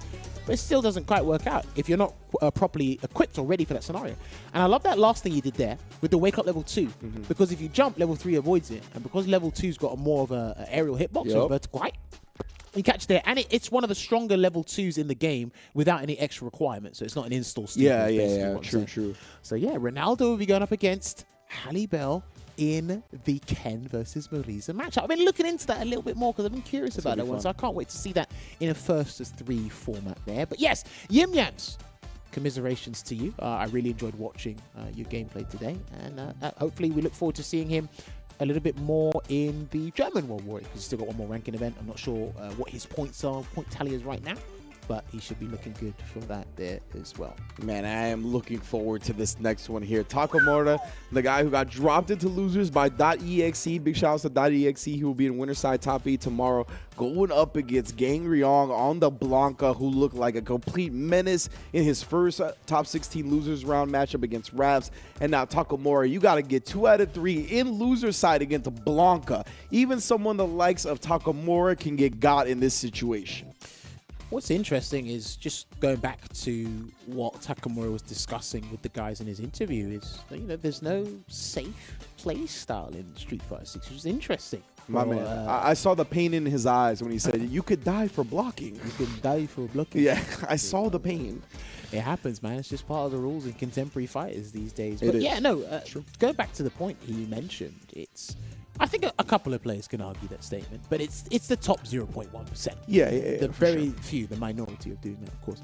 But it just goes to show that you're never safe against anybody. Yeah. Really. Even if you are, again, I've got it noted down. He's one of my favorites. He's qualified from this region almost every time since this new format has come into play. and it only gets harder because it's the inaugural year of Street Fighter 6. So it's not guaranteed, and if he's not out of the picture, like I said, the Germans would want him out of the picture. That's true. And to build upon your point about, you know, the way Street Fighter 6 is and nothing being safe, I think it has to do with the systems as well. Like with parry, right? Like if you're just pressing, drive rush, stand heavy kick is super real. Like that's actually a great tool for Blanca. It's slightly disjointed on like the horizontal end when you use it as a drive rush check. So like, or not a drive rush check, but a drive rush button. Of course. It can kind of thwart the checks that people try because of the disjointed hitbox. Right, chasing him down here, put him in the corner. It's Takamura here, and Gangryong, he's not going to do air blankable just yet. Yeah, just walk his way out. Try to check. I think he tried to do stand medium punch. Ill-advised button. But he goes into EX Jin right there. There's Takamura, and he takes that round. Trust me, this man is out for blood because we've had a slight blip in the plans. Yeah, so he wants to try and stay on track as much as possible. The script has been altered. My man is jabbing him down. And then, of course, the throw when the parry comes out. And now I'm going to drive impact you, Takamura, running away with game one. All right, well, almost ran away with it. He dropped his lunch on the way. Well, another perfect on the board for Takamura here. And straight into the next game, there's Gangryong. So fast. No time to adjust. No time to really think, hey, what happened? He's going to think about it after he gets knocked out. Yeah, apparently. Right now, maybe he's just trying to rely on the frenetic pace, the chaoticness that Blanca can bring, but he's not trying anything right now. He's just slowly walking Takamura to the corner, and what a counter poke and confirm from Takamura. That was an amazing buffer. Looks like that only works on... I was literally about to say that. It looks like it only works on punish counter. I lied. Thank you very much for answering my question in the subsequent scenario. Man, yeah, and that crouch medium punch from Ken, it's a great counter poke tool. It's a great drive rush check tool. It's not quite the money button that Luke's is, but it definitely is underutilized by a lot of Ken players, in my opinion. No, but Luke's just better, isn't it? Yeah. That's what the people say anyway. Yeah, it is, but... I love how these people are literally selling you propaganda on the street, and you're all buying it. It's wild. These guys would be perfect salesmen outside of stations. I promise you. No, I'm telling you. All right, here we go. Gets him in there with Electric Thunder, puts him in the corner here. Yeah, and then Thunder being -3 as well. I'm always expecting the Blancas to throw out a parry afterwards. It's so scary. I think because of the pushback, they're not close enough. Yeah, So I usually wait for a nice perfect parry there. He's not going to get the side swap. Oh, just throws whatever Takamura was trying to follow up with. Gangryong needs to like force something to happen because he hasn't got level 2. Wow. So there you go. When he forced something to happen. Yeah. Look at how you do it. One of those situations where he was just going to react to the animation expecting a fireball. Worked out for him. Whoa, Takamura lands and tries to do bust everything. out. You have to do everything. Do the whole thing. And that should have been Electric Thunder. Didn't do level 1, but it's all right. Takamura eats the throw. Okay, so usually Takamura will have shades of craziness there. I think he was expecting him to react to the neutral jump. Absolutely. Which is why the Shoryuken came out. Nice perfect parry there on the roundhouse. Especially with the 3 vulnerable frames of landing when you do a button in the air, right? A lot of the time players are looking to snipe that, so he wanted to land immediate ODDP. It was an interesting idea, it just didn't work. Oh, there we go, shin kick. And their perfect parry there that's again. what I'm talking about. And he has done some tweets talking about when you can actually utilize perfect parry on your opponent's wake up, on your opponent's turn. Yeah.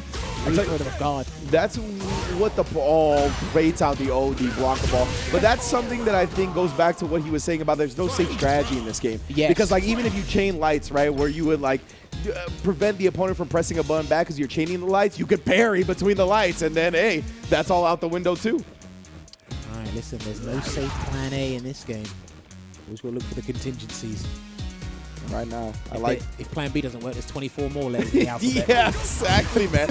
There's really an answer to an answer to an answer in this game. And it's what's part of what's beautiful about it. Yeah. All right, just weighing it down. I love the patience being exuded from both players here. Anti-air back meeting kick again. If he's anti-air with back meeting kick, he can definitely do roundhouse. Yeah, 7 frame stardom, 9 active frames on the stand heavy kick. Like, it is very, very good. Sometimes it will lose to the jump heavy punch from Ken, but it's worth trying. So you can't drive rush in. Takamura's cognizant of the slide, and he jumped in. Yeah, Takamura's cognizant of all the typical approaches, and Air Blankable does it. I think he's going to have to activate Lightning Beast very soon. I would like to see it. Maybe he's saving the level 3 for damage and goes with the heavy Blanca ball, just trying to bring the drive meter down.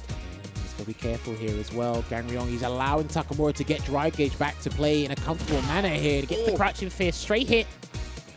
Man, I'm so impressed with the patience that Gangryong showed, especially after that first top 16 losers match where he was just balls to the wall. Good block. Now, if he gets a conversion, he can go into level 3. Time's on his side right now, but anything can happen. And there you go. He gets it. That's going to be the level 1. All right, he's being as optimal can be in terms of time constraints as well, because he might have somewhere to go. He's over 30, so he might have a night shift after this. Who knows? That's true. Many adult responsibilities to be handled. But yeah, man, I love that drive rush, that heavy kick. That time it actually caught the whiff, the recovery frames. But it's such a good tool in general, I believe. And we're starting to see that more, like I said to you on one of the streams we did ages ago, right? We're going to see people start using drive rush buttons to whip punish things more, full punish counter, extra frame advantage, double the frame advantage, I should say. Exactly. It's one of those things, right, when you're like looking for a big commitment button, as soon as you see an animation, you just let the drive rush rip. By the time it catches the recovery. I like that Gangryong is drive rushing with different buttons. Forward leading kick, cool. Stand roundhouse, maybe throwing a special there. Every now and then throws out the blanket chan. Nice air conversion there from Takamura. That blanket chan is going to be completely useless if he stays in this corner and nothing changes. Oh, yeah. Oh, and then again, yeah, I don't know if he's backdashing or holding up, but he gets hit in the process. Wakes up with a level 1. That does activate Blanca-chan. Keeps him, it look like plus, not even just safe. I think he didn't want to resort to that, and the EX Tatsu stops him. I'm not sure if he tried to do something, a special attack in the air, or just try to air to air, but it didn't work out. And Takamura is at match point here. I wonder if the wake up Blanca Ball, like OD Blanca Ball, would have activated, or if he was too far from Blanca-chan. No, it's got to be electric. So because level 1's got electricity in it, it'll work. OD Blanca Ball would move. Really? But air Blanca Ball works. No, it has to be. He has to be amplified. It can't just do it. Oh, okay. Hold on a minute. Just playing it patient. No DI either. And this region loves their DIs. Still waiting. And now big chilling right here. Takamura's got 2 meters to his name. But yeah, Gangryong, he's really showed a lot of patience when he's had the life lead with this Blanca. Yeah, he just, like, again, it's not passive. There you go. Yeah, he's been doing that a lot, right? As soon as he sees the drive rush jabs come out, he was like, I'll just do air Blanca Ball, I'll get plus frames if you block. Obviously, great corner carry if it hits. This is an experienced try player. it again. Hard read. Beautiful adjustment from Takamura right there. Yeah, he downloaded it. There's a lightning beast. You're going to have to take it to the corner, though. Oh, he missed the heavy Blanca Ball. That's huge. Uh-oh. That is huge, and he can't put out a plushie either. He's going to have to suffer in silence. Oh, man. Oh, my word. This is a big chance. Even and perfect parry. Chases it down with the Tatsu. Okay, he's going to have to hold all of this ridge. Oh, yeah, that's burnout, so that overhead was still plus. Drive impact afterwards. Double drive rush cancel CA. He doesn't even do that. I don't know if he wanted a reset or what. Okay. Oh, man, I think double drive rush combo CA would have killed. Maybe. Inconsistency in the whole scenario in general here, and that's actually giving Gangryong a lifeline. He might be able to take off Takamura. Huge jump in here, Winch. He hasn't done a reversal yet either. Oh, he messed up his setup right there. That's going to give Takamura a little bit of breathing room. Drive rush is in. He needs that. Yeah. Man, he tried to pop off after the Blanca Ball. Oh, gets throw baited. And he will go into level 3. This is tense for Takamura here, but he's actually going to get a huge advantage in this scenario with drive gauge and health. And again, Gangryong, it's going to be difficult for him to get out, but as I say that, he escapes with the air Blanca Ball once again. Hasn't got the level 2 yet. Lovely parry, because he needed that drive gauge back. He's out with the rainbow roll. Oh, but he gets the throw bait. He's got himself out. He's made a big choice here. Very big choice. I think that was an execution error. That's a very popular one for Ken's getting that OD Tatsu. Low forward. He can't beat. Oh, man. And he recovered in time. He tried to press something when he recovered from the Blanca Ball. That sweep was too active, too meaty in that scenario. Closes the door. Dude. We were almost about to say, and Takamura loses the tournament, not in the top 8, but somehow he done it the Takamura way. Had a little bit of luck there as well, I'm not going to lie. Gangryong, well played, honestly, because I love the patience. I love the variety in the tool set he was using, the tools he was using in Blanca's arsenal.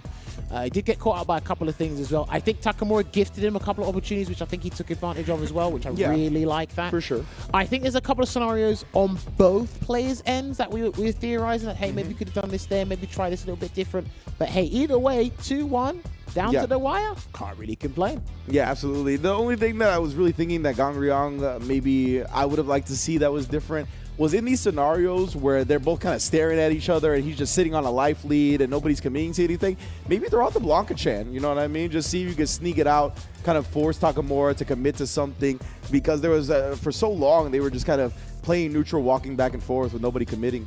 Yeah, and I think the shimmy attempts, they really got Gangreon. They did. Like, because it was tense, and I think he knew that he could actually knock Takamura out of the tournament.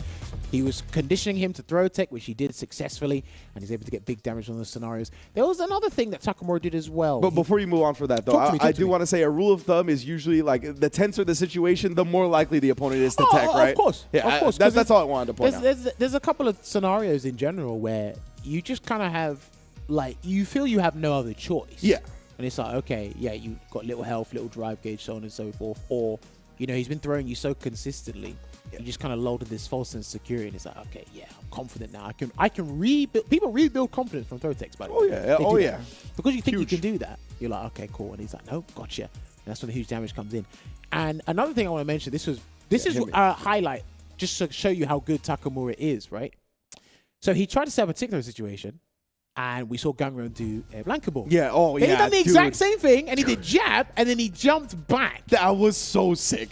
Like, he was like, okay, I see when you get this life lead, you're just sitting there waiting for me to do drive rush pressure so you can do jump back OD Blanca Ball, and he just completely countered it. That's really the top player adjustments, the speed of which that you really need to play at that highest level. Now, if we were to illustrate to you why we think Takamura is extremely innovative, well, there was a perfect example. That was the epitome of that right there. He literally saw the situation, set it up again in the subsequent one, and then just went for it right there.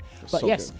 Unlucky to Gangreon. We'll play to Takamura. We'll see him tomorrow in the top 8. But now, we're down to our very last match of the day here in top 16 to conclude day 1 of today's stream for Europe West here. And let's load this one up right now. I cannot wait for this one here.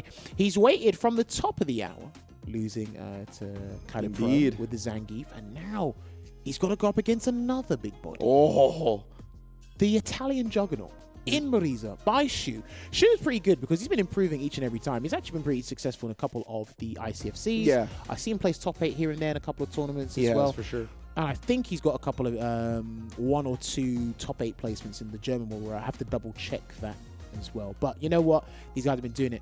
Now, Ras needs to be careful because I like Ras's volatile and nimble playstyle he has. The DJ, like we said, very reminiscent of his Balrog.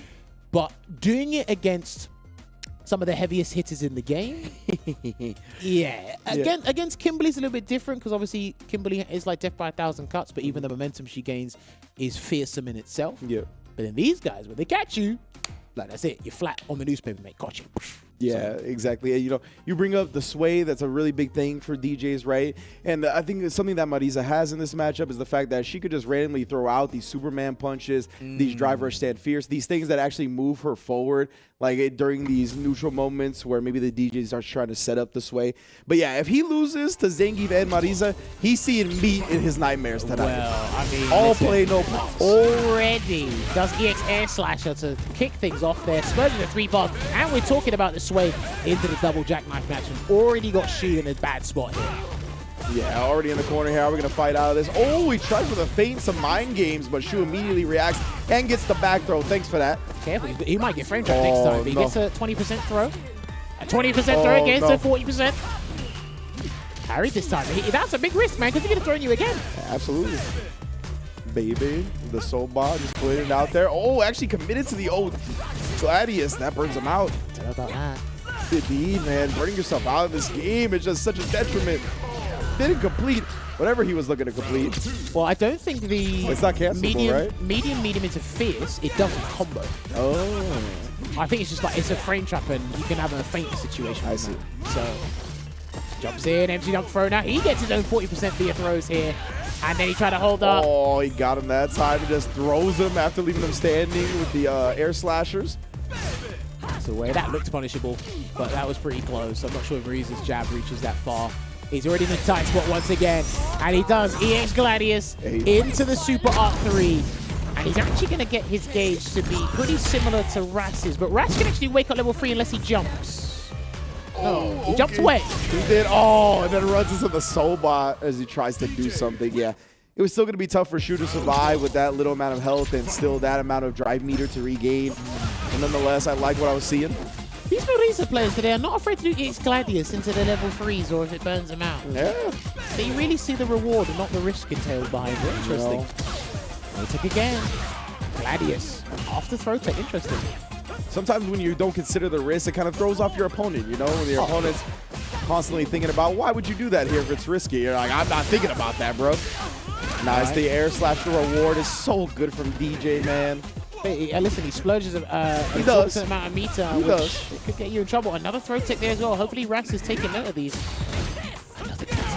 Barely holding on to the drive meter as well, but that time, that's what I was talking about, the stand fierce chasing down the sway. Sway again, double sway. Oh, perfect timing. And that said punish counter as well. So I think if DJ jumps in this matchup, EX Gladius is basically guaranteed against the knee hop. So I'd be very careful of doing that. Very, very cool, honestly.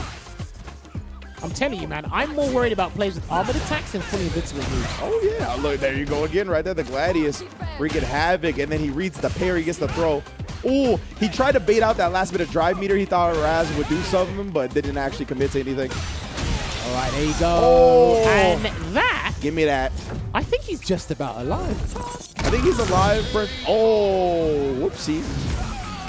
What on earth? I've been wrong all day. My bad. What the hell? That was EX Gladius, right? I think so. EX Gladius is level 3. So is that just a clean 50%? I mean, we've seen the OD spike from JP into CA do like 55%, right? So there's precedent. There's precedent there. Wow. Oh, well, I'll make that one down so I don't make that mistake. I don't want to make that mistake in the future. Ooh. Let me get it. I love the challenge. These guys love to burn themselves out on a regular basis, don't they? They're doing it. Hey, the quicker you burn yourself out, the quicker you get your drive meter back. Oh, if you don't get stunned in the process. No, that just makes it come back even quicker. Well, true. You just can't die in the process. That's the real. That's the real. That's in the fine print on the contract. Oh no, and he is gonna die in the process. Doesn't actually get back any green. No government bailout. Shout outs to Logan. All right, there you go. There's a trade there. Couldn't get the medium 2-hit target combo, but he gets it the second time around. And he will go for the heavy Quadriga straight to the corner here, Reach. Oh, indeed. An immediate pop-off. Raz has not been afraid to do it, and it actually catches. Well done on the level 2. That's a full combo. He's dead. You yeah, it's done. Nah. These people love to hold up against Moriza, and we're going to a final game, final round for the final set of the day. Drive us in. Ooh, and it caught the Superman punch before it left the ground as well. Going straight to the corner. Oh, we got the he's rhythm. not messing around. I mean, he could throw him a couple of times because Scootin does lose the throws. Oh, he tried it. Yeah, he was looking for that. Exactly. Oh, he low commitment jab the first time, was able to recover. Tried the medium kick second time, got clipped. Oh, the sway to get away from that. And it burned him out there with the greatest Sobat here. And he's actually in a nice position here, but he gets hit with a charged Gladius. That's safe. The meaty burnt him out too. He had no way to actually get around that unless he wanted to spin his own OD. No, that's it. He got a missed Oh, we got combos dropping every which way. And then somehow Raz clutches it out. The Sobot catches Mariza, take it to the sky. Oh, man, both players had the match in their lap. Dude. But Raz was the one that able to clutch it out at the end. It didn't need to be that tense. It didn't need to be that blood pumping in that last couple of seconds there. I tell you what, these guys do not value their drive gates. They're just like, look, throw caution to the wind, and we're going in, throwing everything in the kitchen sink. And that's what you like to see in these volatile Street Fighter 6 sets. Right. I told you, man, this region gives you a little bit of everything. The necessary sure. ingredients to provide the maximum entertainment there.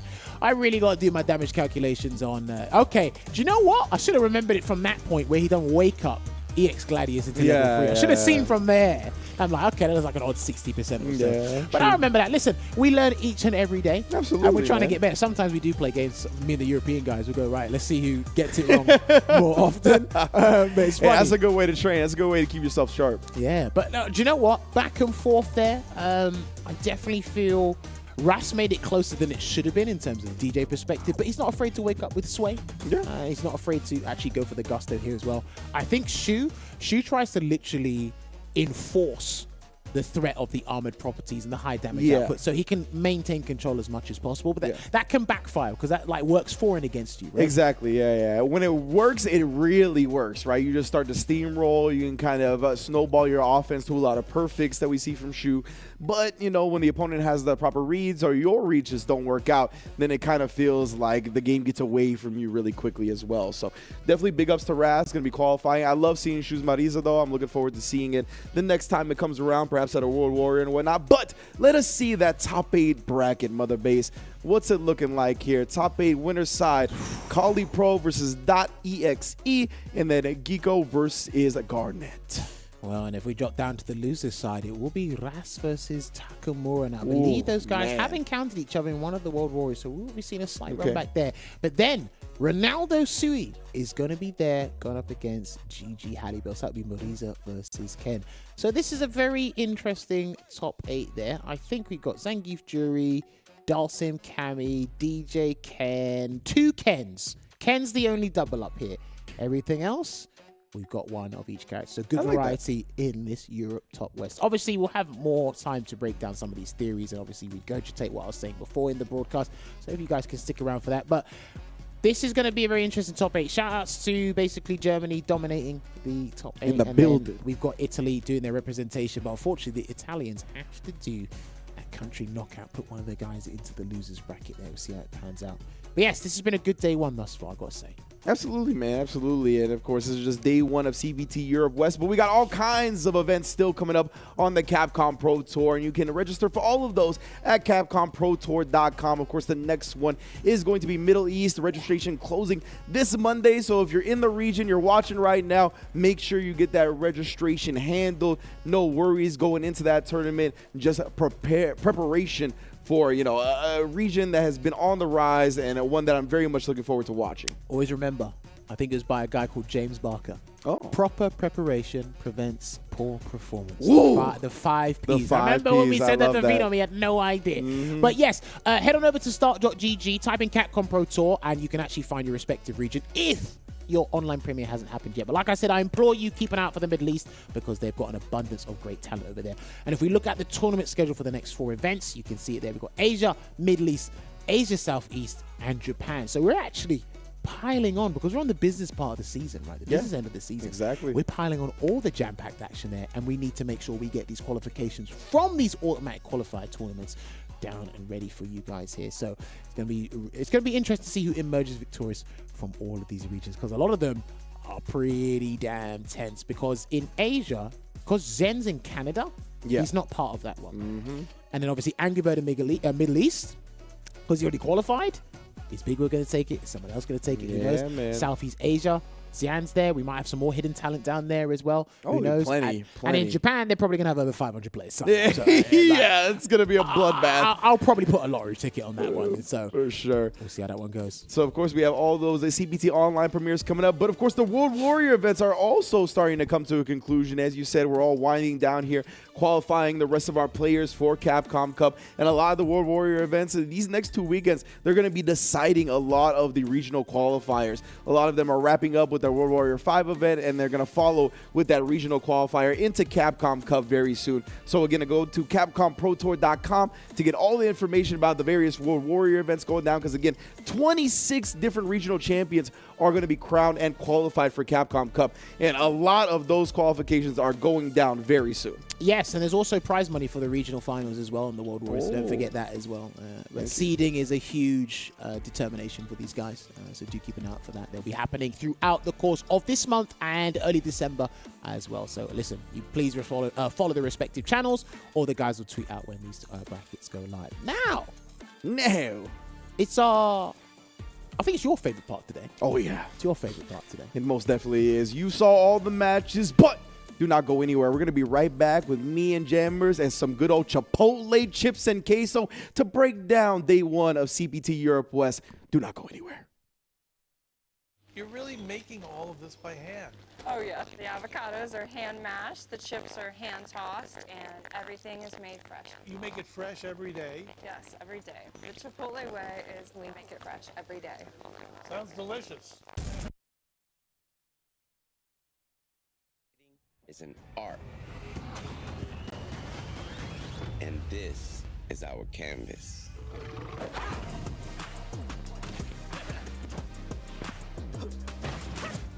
Here, we flex our style,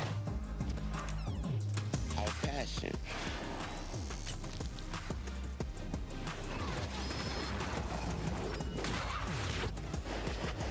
our creativity,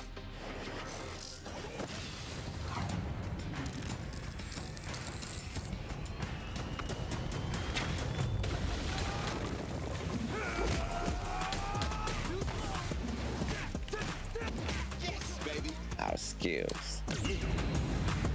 We come here to break rules, to bend minds, to change the game. This is where we make an impression.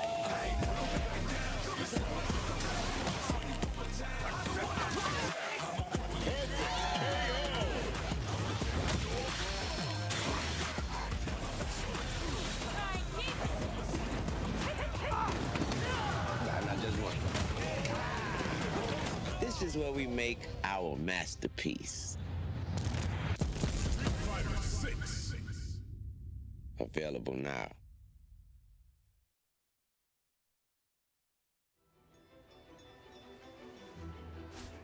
I present the Hunter from Komura.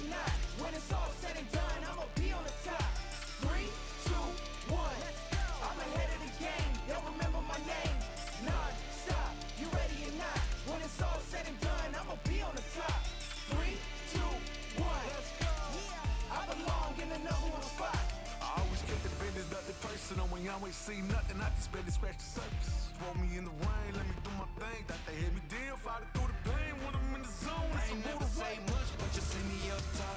You see my numbers healthy, the pressure don't stop. Until I'm in the top, see the bottom seeds watch. They don't want to see me flop, but I'm stepping on them, watch, let them watch. Born ready to fight. That's right. When you hear that crunch, you know it's time for Chipotle Unwrapped in the building, baby. Shout outs. I need to get used to this stuff. I'm not used to this. I took a real cinematic bite too, like the chip broke off on my paper and whatnot, but we good, you know what I'm saying? We are here with the Chipotle Unwrapped segment to break down day one of CPT Europe West. Again, big shout out to Chipotle teaming with Capcom and Street Fighter 6 for the first year. And it was a great top 16. You kind of alluded to it being an action-packed top 16 before we went on air. You said there was going to be a lot of stuff I enjoyed, and you were absolutely correct. I love the Blanca, the Marisa gameplay, all of Winter's Side. Everybody was really showing out. The Zangief from Kali Pro. It was just all good stuff from start to finish. Yeah, because it was, like I said, it had the necessary ingredients to give you that jam-packed entertainment in the region, because it's comprised of multiple different countries, right? And if we take a look at, just recap this, or no, look at the top 16 Let's look at the top 16 real quick so you see the guys can bracket. see it. This is what happened if you are just joining us here. Unfortunately, all the matches have concluded, but we can get you through the bracket here.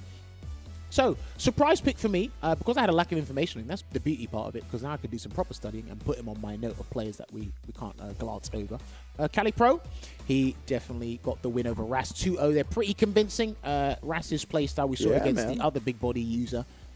It worked out there, just by a nose hair, though, I should say. Cali Pro dominating against Ras 2-0. EXE beating Takamura. Is that an upset? For those of you who don't have knowledge on the region, I can understand that being an upset there.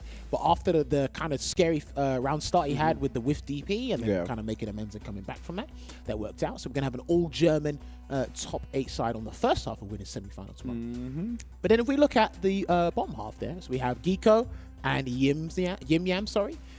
That was a Kami mirror. This was one of 2 mirror matches we had today. This was pretty good to see. Again, Yim Yam's off to a fine start, accelerated past the speed limit. He had all the stuff down, identified what was so good. And like I said, Geeko just landed a level 3. And everything turned around. And it really felt like it was kind of mirrored for both the Italian players, the way the sets went in winners bracket, right? Where their opponents got off to hard starts. They both won game 1s. And then after that, the Italian players made the adjustments they needed to do, kind of gathered the intel from that first game, and were just able to form a steady game plan, bro. Got you some Chipotle hot salsa and chips right now. I'm a spicy guy. I'm going to need to see what that's about. Maybe we can call in the salsa fellas for this Chipotle Unwrapped segment in the future. You feel me? That's what I'm hoping for. If you message them and then tell them off, then it's all good. You win and we win. But yeah, so that's going to be our top 8 bracket for the winner side of things. Like we said, Kali Pro on the Zangief going up against .exe on the Jury. And then we have Geeko on the Cammy going up against Garnet on the Dalsim. I'm always interested in the Dalsim Cammy matchups. Usually Cammy can kind of run over Dalsim. But if the Dalsim's elusive and very high on the APM, then he can kind of cause Cammy some issues. But it's got to be really on point with the piloting. And then in losers bracket, you got something to say? No, I literally wanted to go. Let's look at the losers side of top 16 because there was a couple of things that happened here. So Zerna got dealt a bad hand. He's an incredible prospect from the Netherlands. So please keep an eye out for this guy. He's one of the youngest competitors in that region. 17 years of age, I believe. He submitted 16, but apparently he's 17. So I'm not twice his age. I'm just almost twice his age. All I'm saying is you don't have to lie to us about your age. We're all guys here. You don't have to lie to us about your age. Who do we have to lie about our age to, Jammers? I'm not going to say that, but anyway, it was unfortunate there because I have high hopes of this guy. I still think he has a strong chance of qualifying. Absolutely. I hope to see more and more of him in the future, right? He started off playing the Jury mirror because he said in our quote that he doesn't like Jury versus Kim. He did go to the Kim, and we saw some flashes of that brilliance, that rush down that he's been really plaguing people with. But Kesman immediately represented the ODDP as soon as he got knocked down. You highlighted Zerna's not really concerned with baiting a lot of reversals right now. He just kind of wants to run his offense.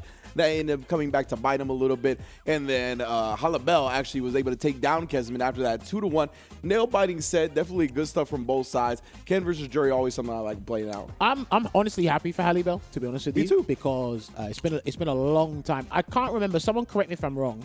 I think Halibel played Makoto in SF4. It's been so long since I've watched him play, and because he missed the entirety of SF5, I completely understand. He's come back and he's still got that active mindset to compete and whatnot. And he has a very strong chance. I think it's a tall order. I can't necessarily do the bracket off the top of my head Here you go. So let me look at tomorrow, right? So Halibel versus Ronaldo. Okay, so that's Ken versus Marisa. Yep.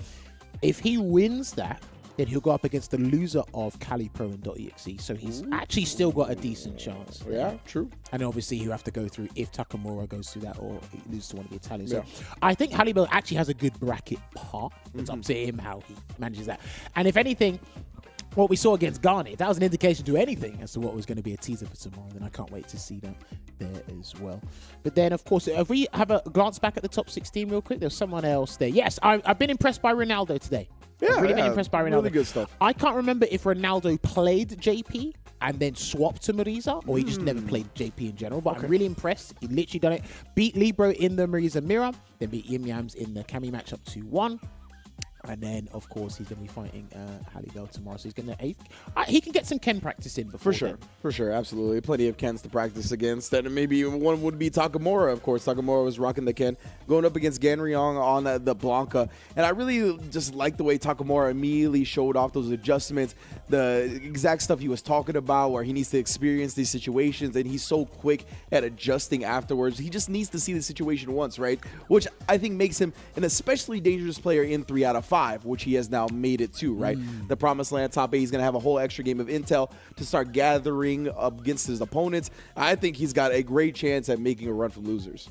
Well, of course there is as well. And then, like you said, Takamura, he is in the losers side as well. He beat Ganryong to get there, losing to .exe, but he's got a decent bracket path as well. He's got DJ first up, then potentially Cammy or Garnet's Dalsim, and Dalsim had a little bit of trouble against Ken as well. We've seen Phenom Zapparino at CPT France last week. Yeah. And of course, I know Garnet's had a little bit of trouble against Takamura's Ken in particular, so maybe he's going to do a little bit of extensive work just in case to anticipate if that happens. Maybe he might swap to JP. And that's what I said to this guy before, right? Yeah, we talked about this JP. region just has a lack of JP. There's plenty of Ken. Plenty of Ken. A lack of JP. You always feel there's something wrong with the world and there's no JP in a top 8, because there's no JP in the top 8 of CPT France. Yeah. It's very strange, right? With so much of the discourse kind of revolving around this character. Obviously, everyone agrees that he's extremely strong, but the any given Sunday of fighting games and just the taste of certain regions, sometimes those characters don't make appearances where you expect them to, and we got another one of those situations here. Or is this a situation like you hated in Street Fighter V, where no one in Europe played Rashid? Well, we might be on track to make that mistake again. But luckily, because we can play the Middle East, you can practice. That's Big true, Bird. yeah. I still dabble with Rashid here and there, but I don't know if I'll commit to him like the full length, but we'll see. Now, again, just to regurgitate, let's put it into perspective because we got a little bit more time to do this. So, Europe West and Germany have their separate World Warriors. Okay. But you combined them for this online premiere. So whoever wins, automatic qualification. Like I said, Takamura is a favorite. Now, hypothetically, if Takamura wins, that's favorable for Europe West because he's out of the picture. And then it becomes not really a toss-up, but there's a lot of contenders there that could take it, especially with the new seeding format for the World War. Takamura's in losers, unfortunately for him. But that's fortunate for the Germans. Yes. Because if a German player wins this qualification, it then makes it easier for the Germany CPT. Now, I don't have a clear-cut favorite in the Germany World Warrior. Okay. There's consistent guys, because Random's out of the tournament. Okay. So now Random's gunning for the World Warrior region final. Yeah, definitely. Semi couldn't join us today because of work obligations. So now he's gunning for the World Warrior regional final. Kesman's out of the picture, and I think he's in contention there as well. So there's a couple of scenarios here at play. So you want to win as a competitor. Individually, you want to win, but other people that are watching now, they want someone to win. And I like that extra layer of drama where the fact that, like 2 separate World Warrior regions are essentially combined for this premiere. So that gets implications from more than just one World Warrior, right? Where we see like NA East, like they have their premiere and they have their World Warrior. So it's kind of like locked into all those same players. The fact that this is interacting or affecting 2 different regions in the World Warrior is, I think, is super fascinating to see how it's going to play out. And this is what I was trying to say to people before, right? So even if these guys bump each other in ranked or online tournaments in general that happen in Europe, it's like when something's on the line with CPT, are they prepared and have they studied people in accordance to be ready prepared, right? Because the Germans pretty much filled out the vast majority of top 16. Yeah. But now we've got 5 players from Western Europe in general here, and only 3 Germans are here. Man, right? So it's like, okay, this is going to be a little bit different now, right? So, again, like we said, Cali Pro Zangief, .exe with Jury, Geeko with Cammy, Garnet with Dalsim, and a tinge of JP there, Ras with DJ, Takamura with Ken, Ronaldo with Moriza, and Gigi Halibel with Ken. So,